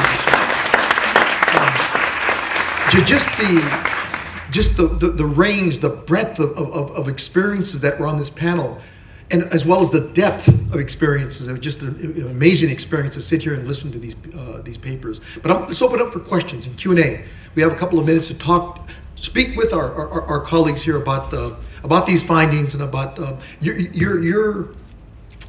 how you experience their experiences. So let's open it up. Anyone? Yes. Question for Professor Suárez-Orozco. I was struck by one of the findings that stated that the respondents had not seen any dramatic change since DACA, since receiving DACA. And I mean, it just sort of bothers me that they haven't seen any change. And I wonder how much of that could be explained by knowing the person's race or gender. I mean, because you have folks that identified as white. Does that have something? As white? Yes. Well, there weren't very many. So this was an so that's a great question. These were based on 100 randomly selected responses, and I saw it emerge, I would say 6 or 8 times. So I put it down as a code. And so the next thing to find out is, and we're going to use MaxQDA as our coding program. So we will have demographic variables, And so we're going to track and see if it happens more often in certain states, with certain demographic variables, in certain genders, etc. So I think that's a good question, and I don't know the answer yet. So we will tune in soon and we'll let you know. I just wanted to offer a possibility. So if you think about the context for the question, you know, they're doing this survey about college students, right? So, and then the range of age for our respondents was like 18 to, I think it went up to 30. We had a respondent that was 30. So it could have been somebody who's very young, never worked before, you know, been a full-time student, and then being in California where you have AB 540, you have the California DREAM Act, they already had access to aid. You know, it may not have had that same kind of effect it would have on somebody, you know, in the context of like work or employment or. Yeah, because it was pretty obvious in the other questions that they saw an impact across all those other dimensions that you have. I have a quick, so that came up also in the study that I had done, that there was several participants who said, you know, DACA doesn't really change that much for me. Microphone? Oh, sorry. So I just wanted to add on to say that there was several respondents in my study who also, participants who also mentioned the same thing. And I think that there was some folks who are resistant to DACA, and resistant in the sense that they know that parents, families, communities are not eligible for this policy, and so we're almost hesitant to apply because of that. And so it was a lot of students who, it was a lot of graduates who were involved in, you know, the immigrant activist movement, and felt like, you know, I don't believe this is enough, and so it's not going to have a huge impact on my life because I've been working for, you know, 5 years since I graduated school, and yes, it allows me to get paid in different ways, but are remaining in the community in the activist work that they're doing. And so the kind of tangible, I think, advantages of DACA, they're not feeling as much, but I think there's also some of that resistance in terms of the policy, knowing that it doesn't have a broader impact on the community as well. I think that context is going to be so important as you get these data out, publish them, because it could very easily be misinterpreted to mean DACA doesn't matter to a certain number of people at least. You're absolutely right. The other thing that I noticed is that some of the respondents were saying things like, well, it's what happens next? What happens in 2 years? So another, you know, so I didn't, you know, I haven't reported on that yet. But that's another. But this is only for 2 years, and it only helps me. It doesn't help my family. So you know, all of these things have to be analyzed more deeply and in relation to one another. So you're absolutely right. Most people, by the way, said they made changes. A question right in the back, right here. Yes, you. Some of us old timers go back to the Leticia A era, and I have a couple of questions that have always been in my mind, and that is, has anyone done any research to compare Leticia A to AB 540 cohorts? And the second part is, who is doing research on non-Latino students, particularly Asian students in California? Those are the groups that I go to meeting after meeting, trying to learn more about what's happening with the older people, because there are a lot of former students, graduates, who didn't make the DACA age cutoff, and they're out there still in limbo, but they all have college degrees, and it would be very instructive to learn what's gone on with them, because it might be a reflection on what might go on with our current graduates. And as far as non-Latino students, they're benefiting from DACA, but we know very little about why the great majority of them don't apply. It may be for very similar reasons as Latinos, but we really don't know. And I'm wondering, you as scholars, can you shed some light on that? On those two issues? So I'll speak to the issue about non-Latinos. I do a lot of research on Asian American and Pacific Islander communities, and there's been some research. You know, Angela, she wrote her dissertation on API and document instance, right? Yeah. Okay, she said a little bit. She did. So you know, there is some research out there. even with our study, we tried to purposefully do outreach to community organizations and student groups to improve the response rate among non-Latino and particularly API students.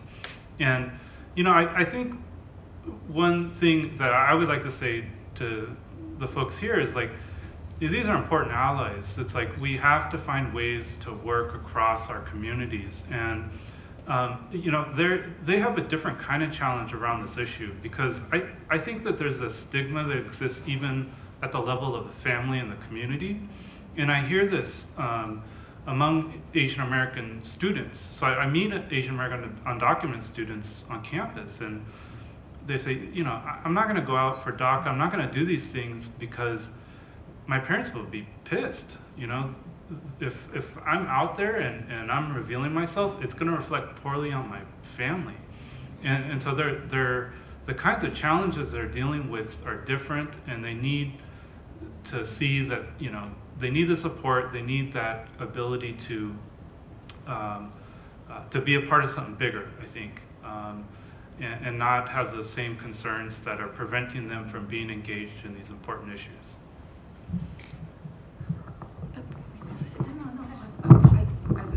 I was not going to say anything brilliant other than say the older population is very important, but I think it's really, they're harder to reach, and I think there's just an absence of data there. I mean, we all know folk who have just aged out, and we talk to them, but I don't think there's a whole lot of systematic research. So you bring up an important point, and when we all have more time, we'll make that our next study.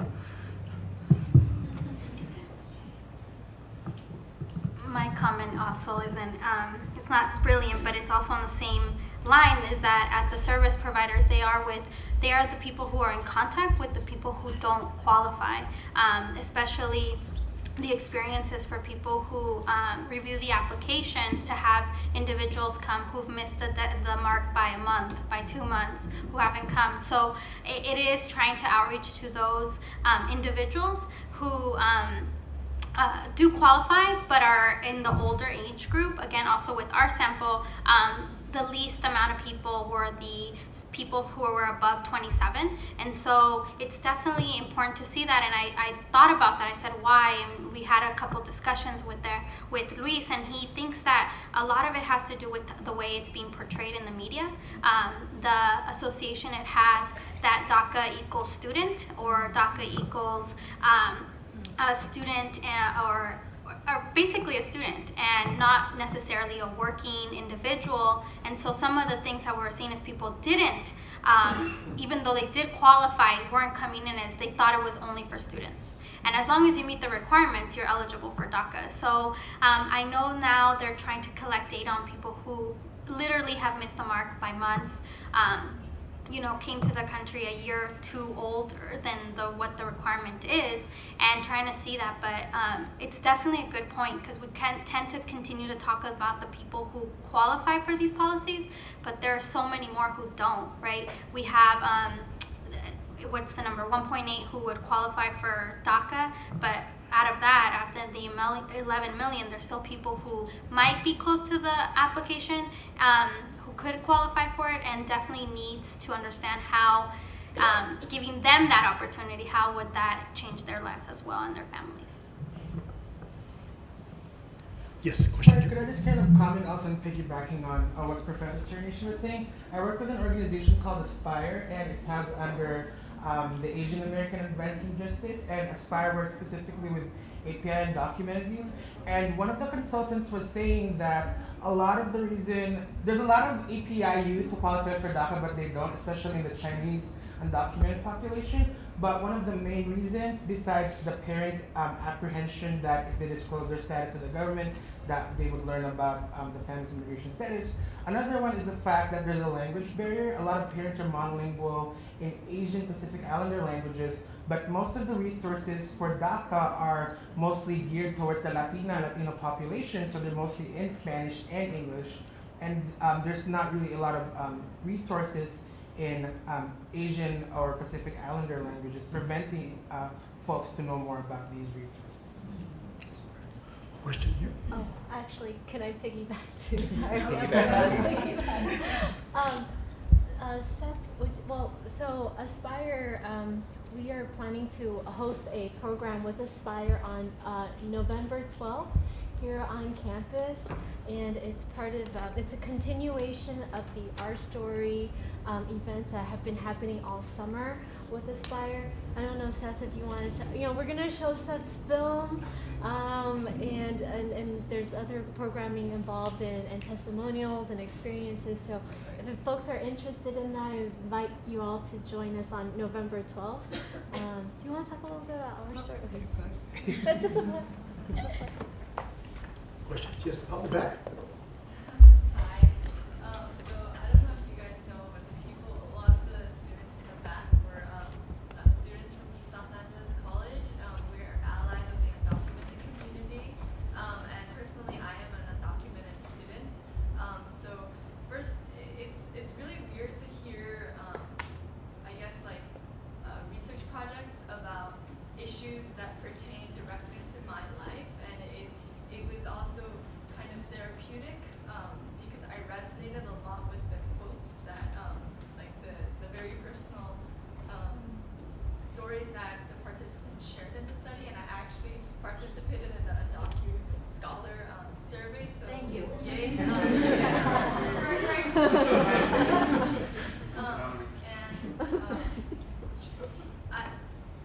I'm really wary because when people who are not part of the community or people like aren't undocumented like try to define what my life is like, and the media has done that in an outrageous way.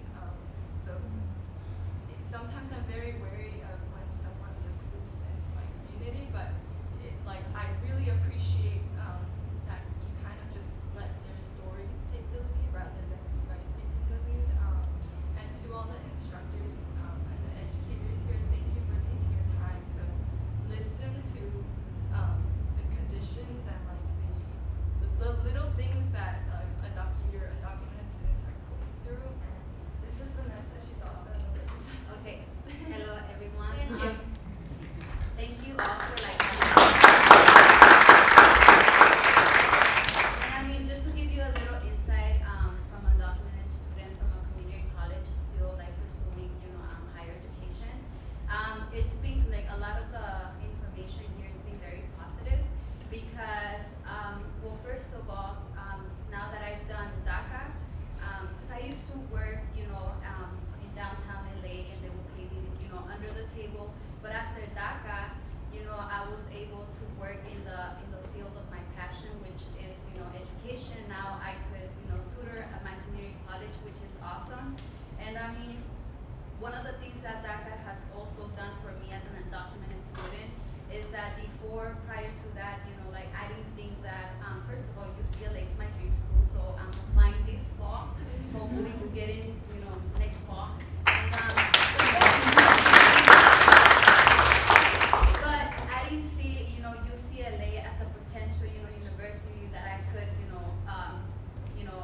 pay for. But now through DACA and other, scholarships and other, programs that they're very, AB 540 friendly. Like now I see myself here and, other potential, competitive universities. So it's very, I'm very optimistic, but also, the fight, it's not over because there's also other students and being me part of a club at my campus, I have friends that they want to apply to DACA, but they can't afford it because, they're very low income. So there's those students that don't want to apply, but there's also those students that, they want to apply, but they just can't because it's expensive. So I mean, the fight, it's not over, and that's why, me and Kid work here, and, just as we're trying to empower ourselves, we're trying to help our community. So thank you, and I really appreciate you guys coming in here. Thank you.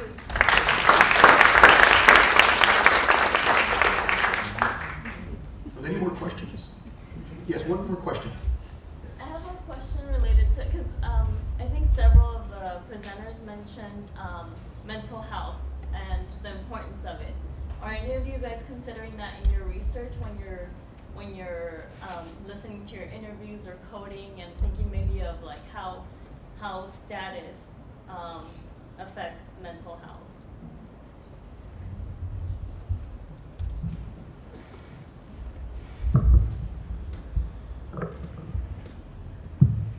Yes, I think mental status, mental health it's a big finding, especially in the thesis study that I'm conducting.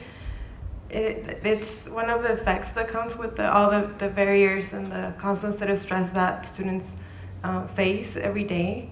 And also, despite, as we saw, despite DACA, there's still a very salient worry that their parents and their immediate family members can get deported or fired, and they would no longer have that support from them.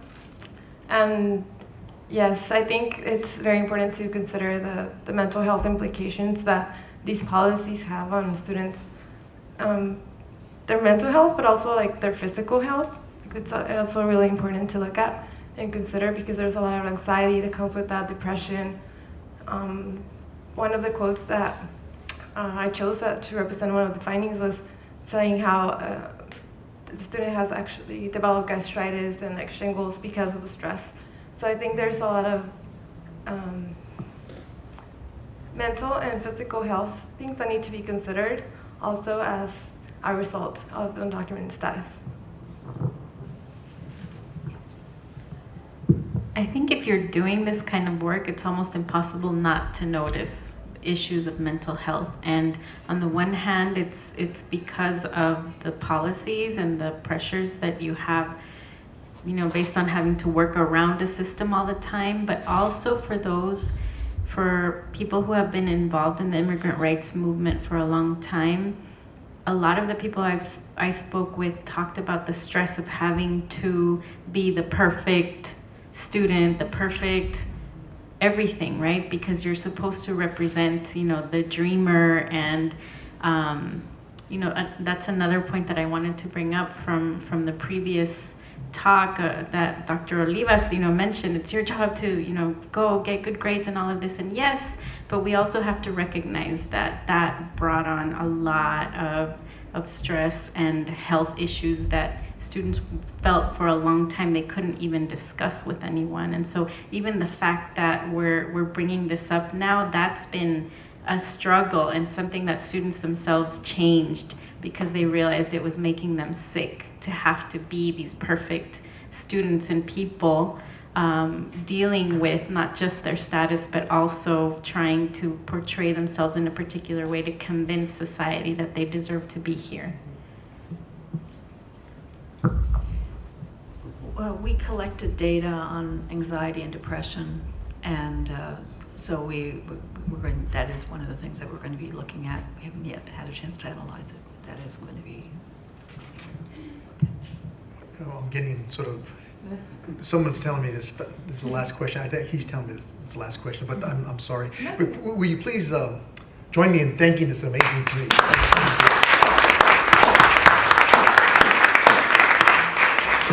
Don't go away. We have one last session. I think we're going to transition right into the session. I'm going to turn it right over to Professor Lindsay Perez-Hoover. Thank you. So this is actually not a formal session in the sense that we've had for the rest of the day, but really kind of a debriefing, right, on the conversations that have happened throughout the day, on the presentations that have happened throughout the day, and be able to have, about 20, 30 minutes or so, 25 minutes or so, just to talk, right, and have a discussion about where do we go from here. So earlier in the day, we had a keynote presentation by Professor Michael Olivas, who talked about some of the interpretive aspects of DACA and what it means moving forward for undocumented immigrant students and communities.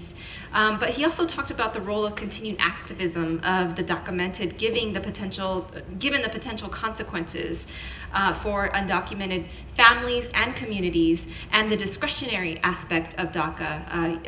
That as much as it's been offered and given, that it can also be, I think he said, it can also be taken away, right? And so what does that mean as we move forward in this work. In the first panel, we talked about some institutional strategies, some of the work that's being done within institutions with Dr. Chen's work, and some of the other panelists who gave us some kind of tangible strategies as we move forward. I think the safe zone trainings is one example of one of these very tangible strategies that we can learn from in the institutions. There was also the significance of student and community work, right, in moving forward, what Seth and Grecia are working on in terms of the work that's happening right here at UCLA that is now serving as a model for many, many other campuses and communities across the US. And then in this last panel, there were the stories that were highlighted of the documented youth and the impact that these policies have on the future educational and occupational possibilities for students, and also kind of the everyday tangible benefits that these policies provide. And then Nancy Guarneros gave us kind of this local snapshot of what DACA applicants look like that gives us a better idea of, you know, the populations that are applying. It's not just youth and not just students, right, but that it's folks from all over California, and what that population looks like in terms of thinking about how we move forward also. So there are continuing challenges, taking us back to the keynote, and that there's a temporary nature to the policy that we're discussing. So what does that mean in terms of the limited access of moving forward for families and communities that are so, as the data showed, intricately tied to the experiences of the documented youth that we work with in both the activism, the institutional work, and the research. But what I really took away from this final panel was that we focus a lot, and I say we researchers mostly, who focus a lot on challenges and barriers, but that there are also these tremendous skill sets and knowledge and abilities from living as an undocumented person that have come right from this experience that we also need to pay attention to in moving forward and thinking about what are the futures, what does the future look like for this population. And so the question that we leave to have a discussion with is, where do we go from here? So based on the conversations that we've had, we've already have some signaling to some possible areas. So health and well-being is one place that we need to look at.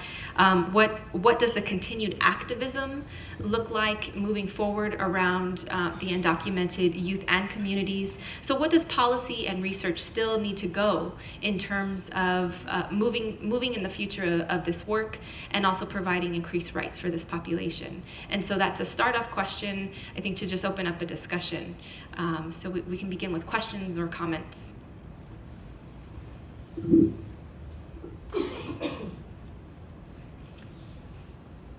Sure, yes.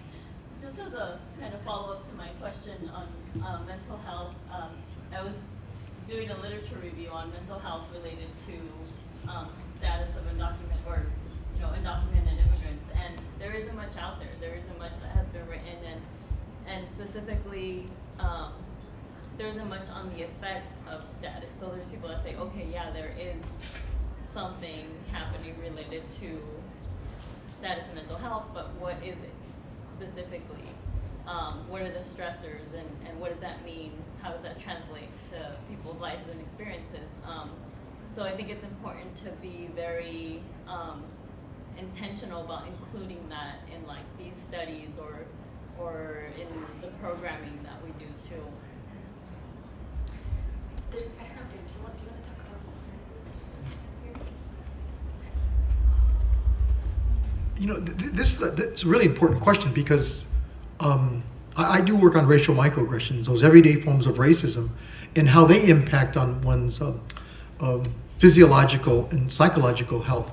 And one of the challenges we have is that in like in education, the school that I'm in, or sometimes even in sociology departments who are doing some of this work, we don't have the training to deal with some of these issues that you're describing. Some of these biomarkers. How do we measure how you're physically responding to over time to the stress of being undocumented or the stress of everyday racism? And one of the things we're pushing is that I think we need to have these cross-disciplinary conversations with our colleagues in public health or our colleagues in the medical school or community health programs, or nursing programs. Because I think that having these cross-disciplinary conversations, I think we can come up with sort of research strategies or research questions and research designs that would get exactly at what you're describing. But I think we need to cross that boundary from here at UCLA. We have there's this boundary. You're not too far from it, North and South Campus, and I think the South Campus is where we have the health fields, the medical school, the School of Public Health, the School of Nursing, and I think we have to make that. That we have to cross over into that space, or they have to come this way. But there has to be a place where we come together. And one of my doctoral students right now is doing just that. His dissertation is looking at the impact, the physiological impact of everyday racial stress in the form of racial microaggressions on the health outcomes for black males. Here, well, I can't say the university, but at a major public university and a major on the West Coast and a major private historically black college on the East Coast. So we're doing this, and he's crossed the boundary. He's crossed the boundary into public health to immerse himself in that data, immerse himself in those methodologies and designs to ask the very question that you're asking, or try to answer that question as well. Any other comments or yes? I have a question because I was shocked to look at the numbers regarding the non-citizen Latinos and how they perform in high school and in higher ed compared to the U.S.-born Latinos. So I guess I just had a question as an educator and somebody that works with high school students. What can we do as nonprofits or educators or schools to improve these numbers, even just at not even the college level, but certainly at the college level too, but just the high school level? How do we increase those numbers of high school graduates among non-citizens? I mean, it often begins with just the recognition, seeing the data like that and asking questions. When I first started sharing data like that with students, I started sharing this data with students, high school students, and two things happened. One is that they said these data aren't real. They challenged me in the data itself, that they didn't think that many folks had really been pushed out of high school, or they thought there were more that had graduated, more that had gone on for a baccalaureate, more that had gone on for post-baccalaureate degrees. But just having the conversation, I've always treated these pipelines as a tool to engage in a conversation about why this actually occurs. Why is it that so many of our young people in our communities, documented and undocumented, don't finish high school? And there are theories out there that they're readily available to explain why. Unfortunately, and those are the ones that predominate. They're the ones that say that it's a result of it's a cultural reason. These people don't care about school. Their parents don't care about school. Their communities don't care about school. They don't do the hard work, etc. These are called deficit frameworks. And we have sort of frameworks that challenge that actually, and you heard some of them today, right? These frameworks that basically say, no, it's schools that basically, there are these unequal structures and processes that exist in these schools that help explain those numbers that you have asked about, and that young people often ask about those numbers, and parents ask about those numbers. And so I would argue we have to look at the structure. I'll give you one example, and it's an example that's going on right now in the Los Angeles Unified School District. Jefferson High School has been in classes right now for 8 weeks, and it's barely this week that they've been able to figure out how to get the right classes to students at that school. 8 weeks. So here we are in the 8th week of the semester at Jefferson High School, and these students, some of them have been sitting in the library, they've been sitting in the cafeteria, they've been going home, right? That's a structural issue. We'll blame the student. We'll blame the parent, but we often don't blame the school. And I think in this particular case, the school is a lot, there's some blame to go around, but it has to start there. But I always ask the question, could that have happened? And in fact, Sandy Banks in the LA Times asked this question I think Tuesday on page 2 of the LA Times. Would this have ever happened in Beverly Hills? Right? Why is it these things happen in poor, under-resourced schools like Jefferson? And so I would argue that we have to answer questions that but to look at these pipelines, we have to, all along the pipeline, we got to ask the structural question. You know, why is this happening? What are the structural impediments, the obstacles? How do institutions sort of put barriers in front of undocumented students or students of color or poor students, etc.? I mean, those are the kind of questions I think data like this push us to ask and hopefully answer. I believe, very strongly too what you're saying about providing more access and strengthening that pipeline, whether it's from high school or community college or returning and graduate and professional programs. I think we need to organize ourselves, just really follow the lead of the students have already taken. There's a California Dream Network, there's all these national networks. It's really time for us, and that's what, I think talking about an infrastructure for whether it's a meeting or, continuing listservs, like going to the educators conference or the immigrant youth empowerment conference that brings 1,000 people. But how do we not just engage in these passively, but how do we organize ourselves? I think we're still trying to figure it out because we barely are now having individuals on different campuses who are more designated or have that hat. So how can we do that? How can we build that community so that we disseminate information and also catch things when things happen? Like a lot of things that I think several of you have mentioned, like this is how they say it's going to happen, but in reality it's a whole different thing, and sometimes we don't share that information. That information isn't available, so there's not that feedback or so I don't know, just organizing. I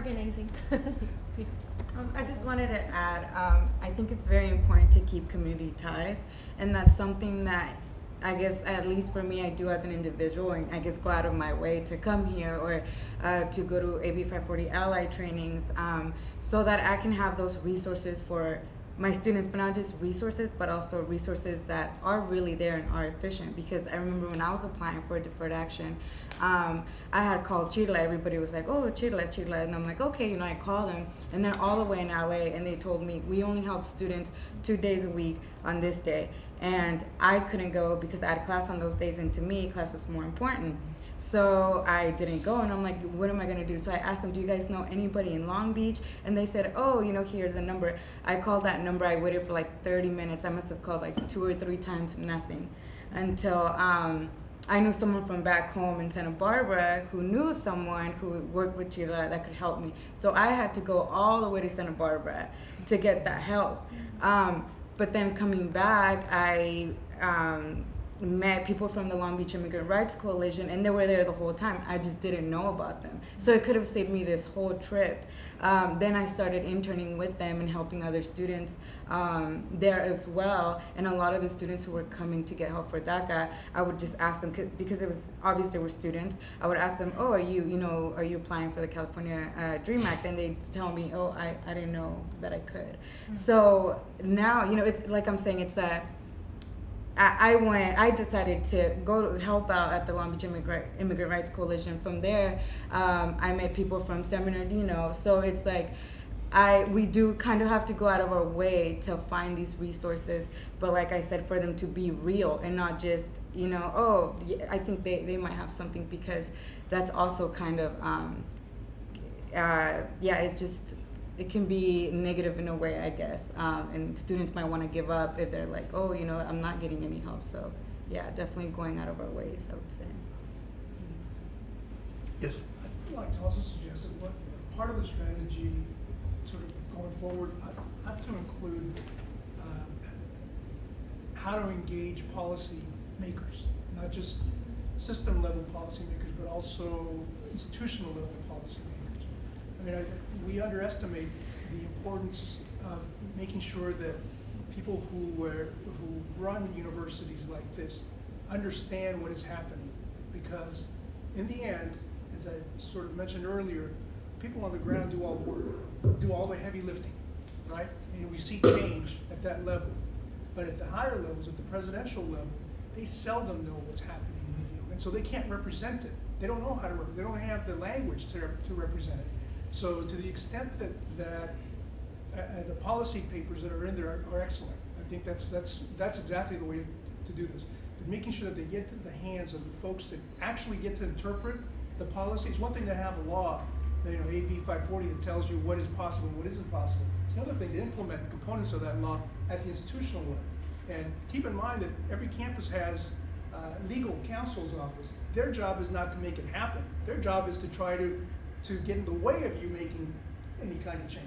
So I think it's really, really important to keep in mind that in order to see institutionalized change, change that becomes part of the institution's everyday DNA, that we have to make sure that folks that are sitting at the academic senate, for example, at the senior academic vice president's office, that they understand what is happening and why it's important to continue to support and nurture the success of undocumented students in the same way that we did when we created programs for returning veterans across higher education.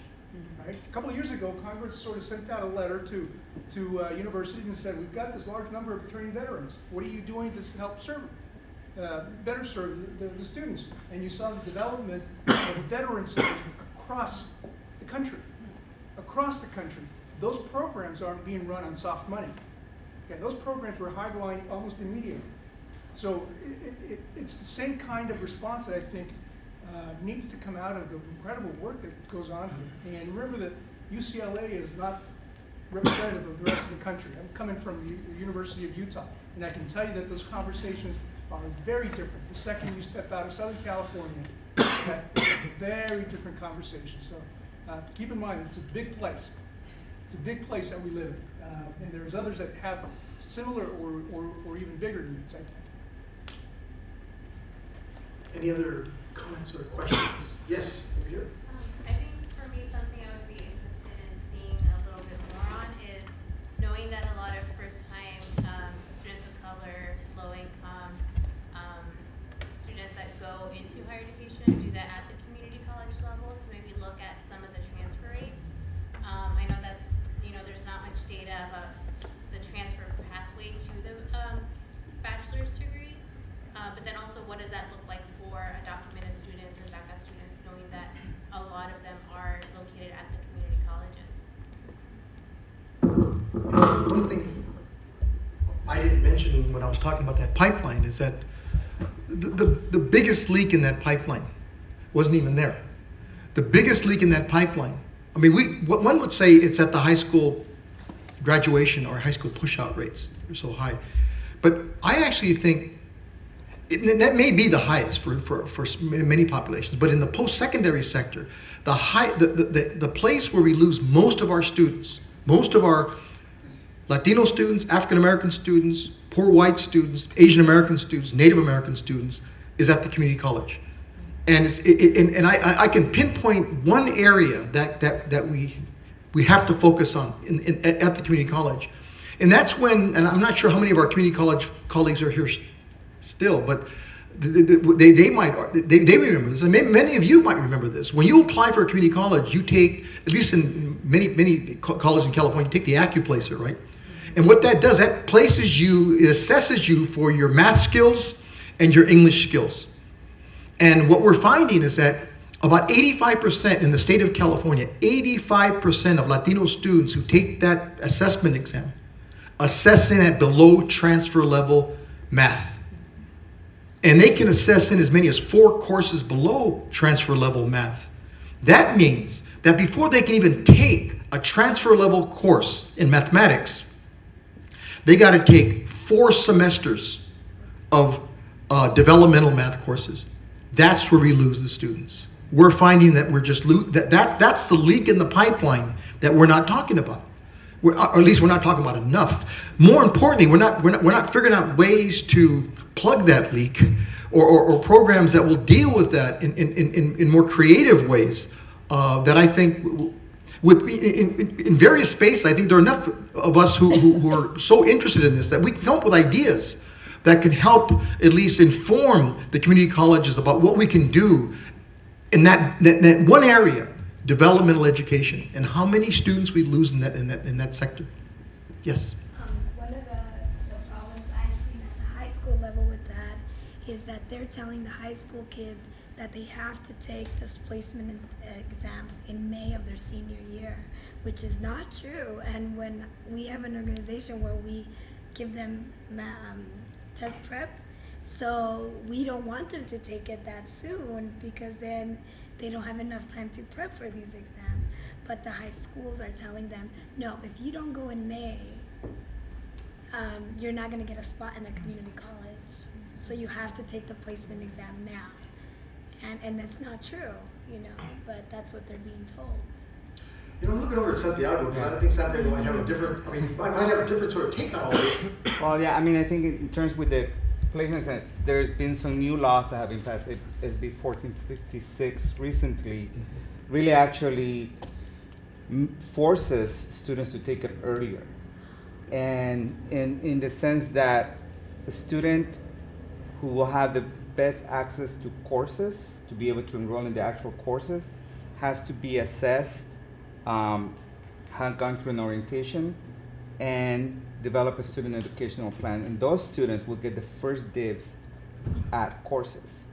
So if you leave that to a later time, that means you're going to be taking courses that you really don't want and or don't need. And so students are kind of caught in the middle of this at this point, because I agree. The students are told, take this exam, and they're being told there's a no stakes exam. Nothing, there's no real big consequence to this exam, and that's not true. We know that's not true. There is consequence to the exam because, students who are taking advanced math at high school are not doing well in that exam, not because they don't necessarily know the information, but because they took what the test is testing at that point is the earlier math that they may have taken 3-4 years ago. And if they don't refresh that information before taking the exam, of course they're not going to perform well. So we know that the exam is underplacing students in where they should be. We also know that depending on the community college, how they interpret those results can be different. So just because you did a certain score at a certain community college, that will place you in a certain level, but at the same test, same scores at a different community college may place you at a different level. So I think there's definitely a lot more needs to be done about informing students about our motto in our center is that transfer success begins in high school. Mm-hmm. So that you need to prepare. Community college is college. You can't look at it any other different way than that. And we have to start preparing students who are going to take the community college route early on. We used to say the senior year, fall. Now with this new SB 1456, we're saying junior year, we need to start identifying which students are going to take the community college route to let them know, about these exams, about when they need to be taking, when they need to do their student education. All of these things need to be students really need to know this information. And it's becoming more and more challenging for students to, they hear from their counselors and the community college folks tell them, yeah, just take the exam, don't worry about it. But we know that's definitely not the way to go. So. Thank you. Any other questions? I'm sorry. Yes, we're right there. My name is Anthony Hernandez. I came from Arizona, and I think that the great thing about a forum like this is that you're tackling the tough issues.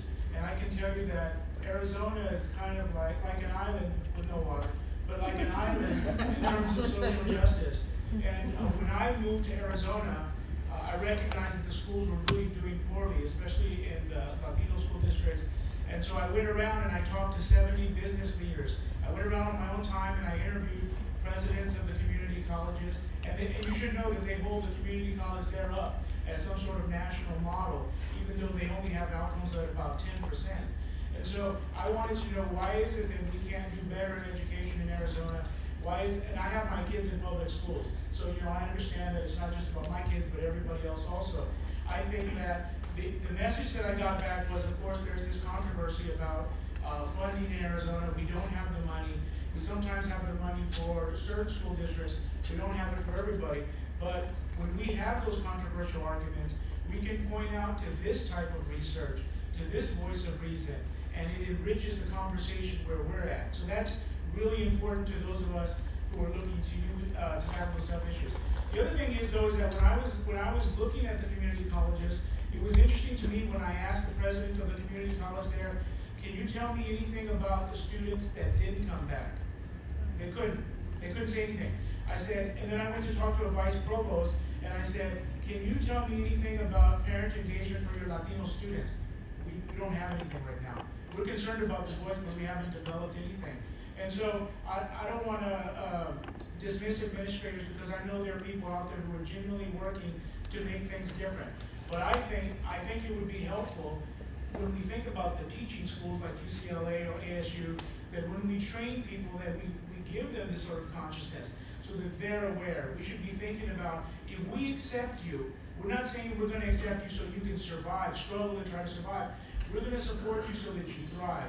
And we've placed a lot of emphasis on putting people at the front door, but we need to make sure they get out through the other end. The outcomes are really important. And for some people, when they arrive, like me, for instance, my wife and my kids are coming in a minivan to pick me up in half an hour, and my abuela's with them, and we're all going back. But when we arrive, it's the family context. So please consider me and the context in which I arrive. And I think sometimes it is a matter of respect. If we can respect the students, I think we can have a better relationship and maybe some better outcomes. Any other comments or questions? If not, I guess I'd close it. I mean, thank you very much. Stay tuned, because next year is the 10th annual Chicano Studies Research Center Latino Educational Forum. So you be on the lookout. It'll be about this same time next year.